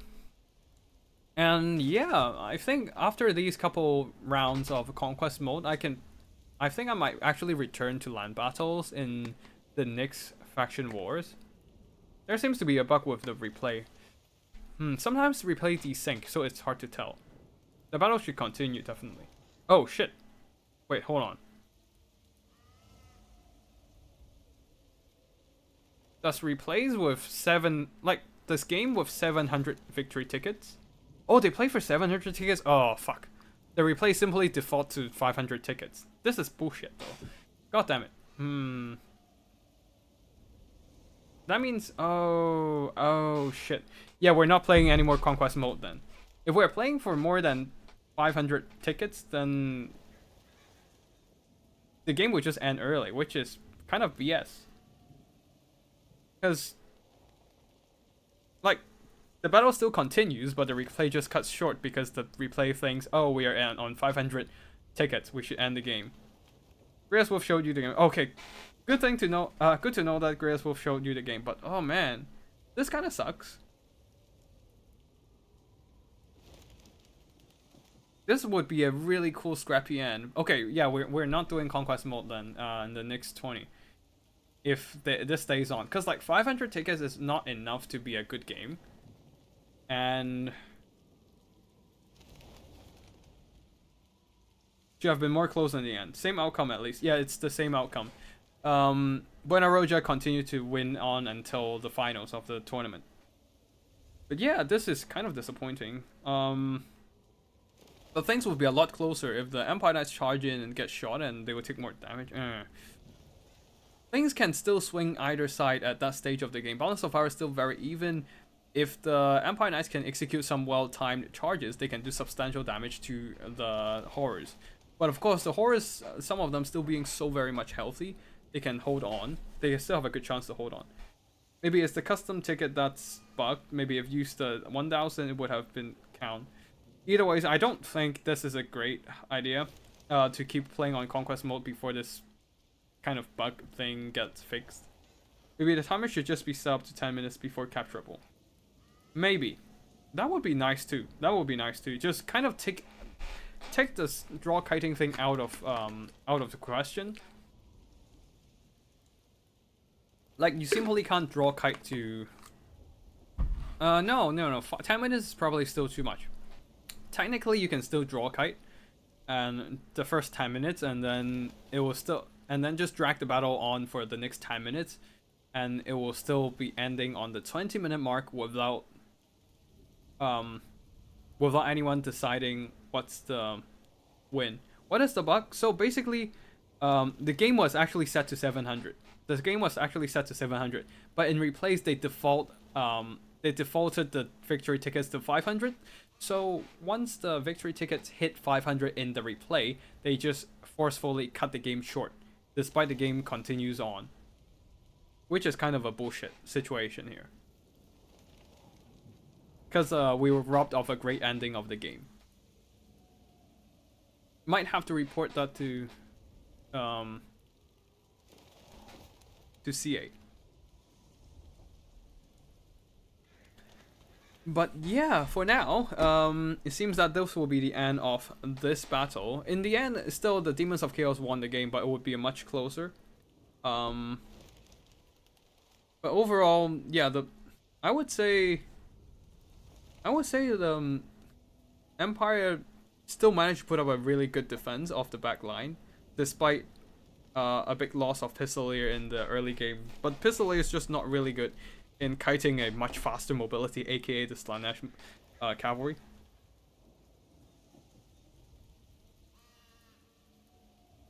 Homer Simpson, I don't think getting rid of draws and just solely deciding on the balance of power is a good idea. Because sometimes the balance of power kind of lies straight to your face. Like, for example, if you have a Lord of Change without any magic, exhaust a Lord of Change without any magic, it's shit in melee combat, but it still counts for a lot of balance of power. And it's actually fraudulent, and will, despite practically the army would lose the game, they will still have less balance, they will still have more balance of power simply because their Caster Lord is more healthy. So it's kind of, it's not really that good. Pistoliers for screening Furies, maybe, but I don't think Furies really care about being hit by Pistoliers. Like, Pistoliers is just not very effective as a skirmishing force in the current meta right now. Like, if you want to screen Furies, you might as well just get another unit of Empire Knights. Probably it would end up slightly better for you even. Just having more mass to pin down Furies and charge them down. Yeah, anyways, for the army build, for the army performances, we haven't seen the full potential of the pink horrors, unfortunately. Silver Bullets got harassed hard by the Slaanesh, like this, by Demons of Chaos, by the Slaanesh Furies, because the Demons of Chaos really pushed hard with their mobility, really pushing back, driving back the grenade launchers and pistoliers, and silencing the great cannons, and the Silver Bullets was really key to keep their units alive a long time. fixing the balance of power was way easier instead of inventing a buggy new game mode. I would say balance of power is not exactly the easiest thing to fix here, because they will have to adjust all the units in the entire game. Getting the new game mode, ironically, is actually easier, because all they need to do is adjust some of the capture point values, and it will be fine. They don't have to go through the entire roster of all the armies, which is like, what, 20 something factions now, and each faction has like 30 to 50 units.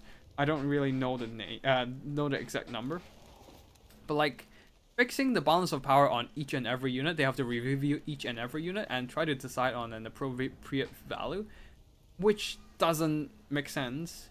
And you can't really undercount the balance of power either, because the balance of power on a caster with a lot of winds of magic left is theoretically way stronger than a balance of power on the caster with no magic. So you need to have a fluctuating balance of power on a caster throughout the battle, depending on the winds of magic reserve, which is not really helpful to the game. It just adds a lot of work to the game dev, and it's not a rewarding. It doesn't actually give you that much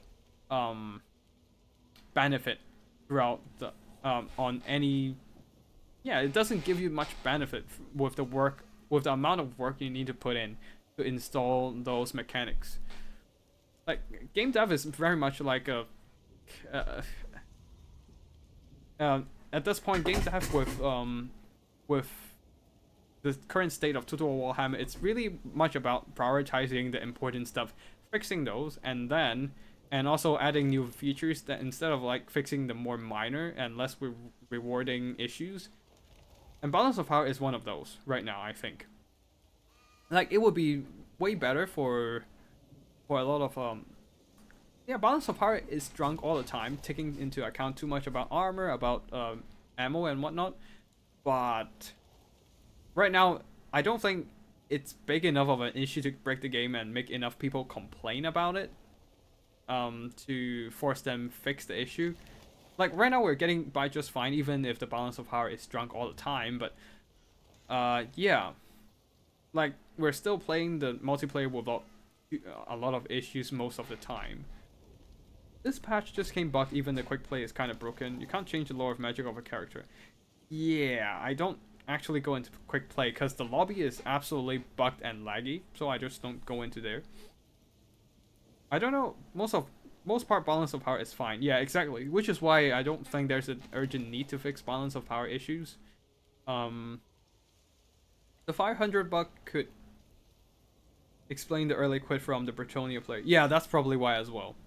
They probably lost over in the game in the end as well. Oh shit, that's probably what happened with the Bretonians. Yeah. Okay, I'm just gonna have to set up something with CA and yeah, and see if they can fix the and report the bug. Most part is fine. Most issues come with characters. Like, you might be getting army losses in a winnable game 1 in 100 games. Exactly. Like, it's all about the opportunity cost of fixing something, right? Like, resources defaulted into fixing one issue, it means resources unable to be invested into fixing other issues or adding new features. Right now, balance of power is just, it's not significant enough of a problem to put dedicated effort into fixing it, which is why it'll probably be left to dry in most scenario for a long, probably till the end of the life cycle of the game even. But yeah, the victory ticket thing is definitely something worth looking into. It's not perfect, but it works well enough. Exactly. Like, if it works, we'll just get by. Like, even, like, look at Skyrim. There's so many bugs in there, but it just gets by without any major like, bugs are still a problem, but people just get by with it. Doesn't really matter on the grand scale of things.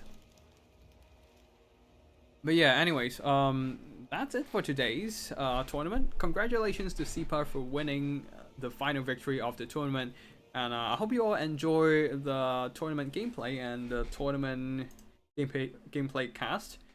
And that shall be it for today. I won't be hosting the tournament next Wednesday because I will be traveling and unable to sit in front of my computer.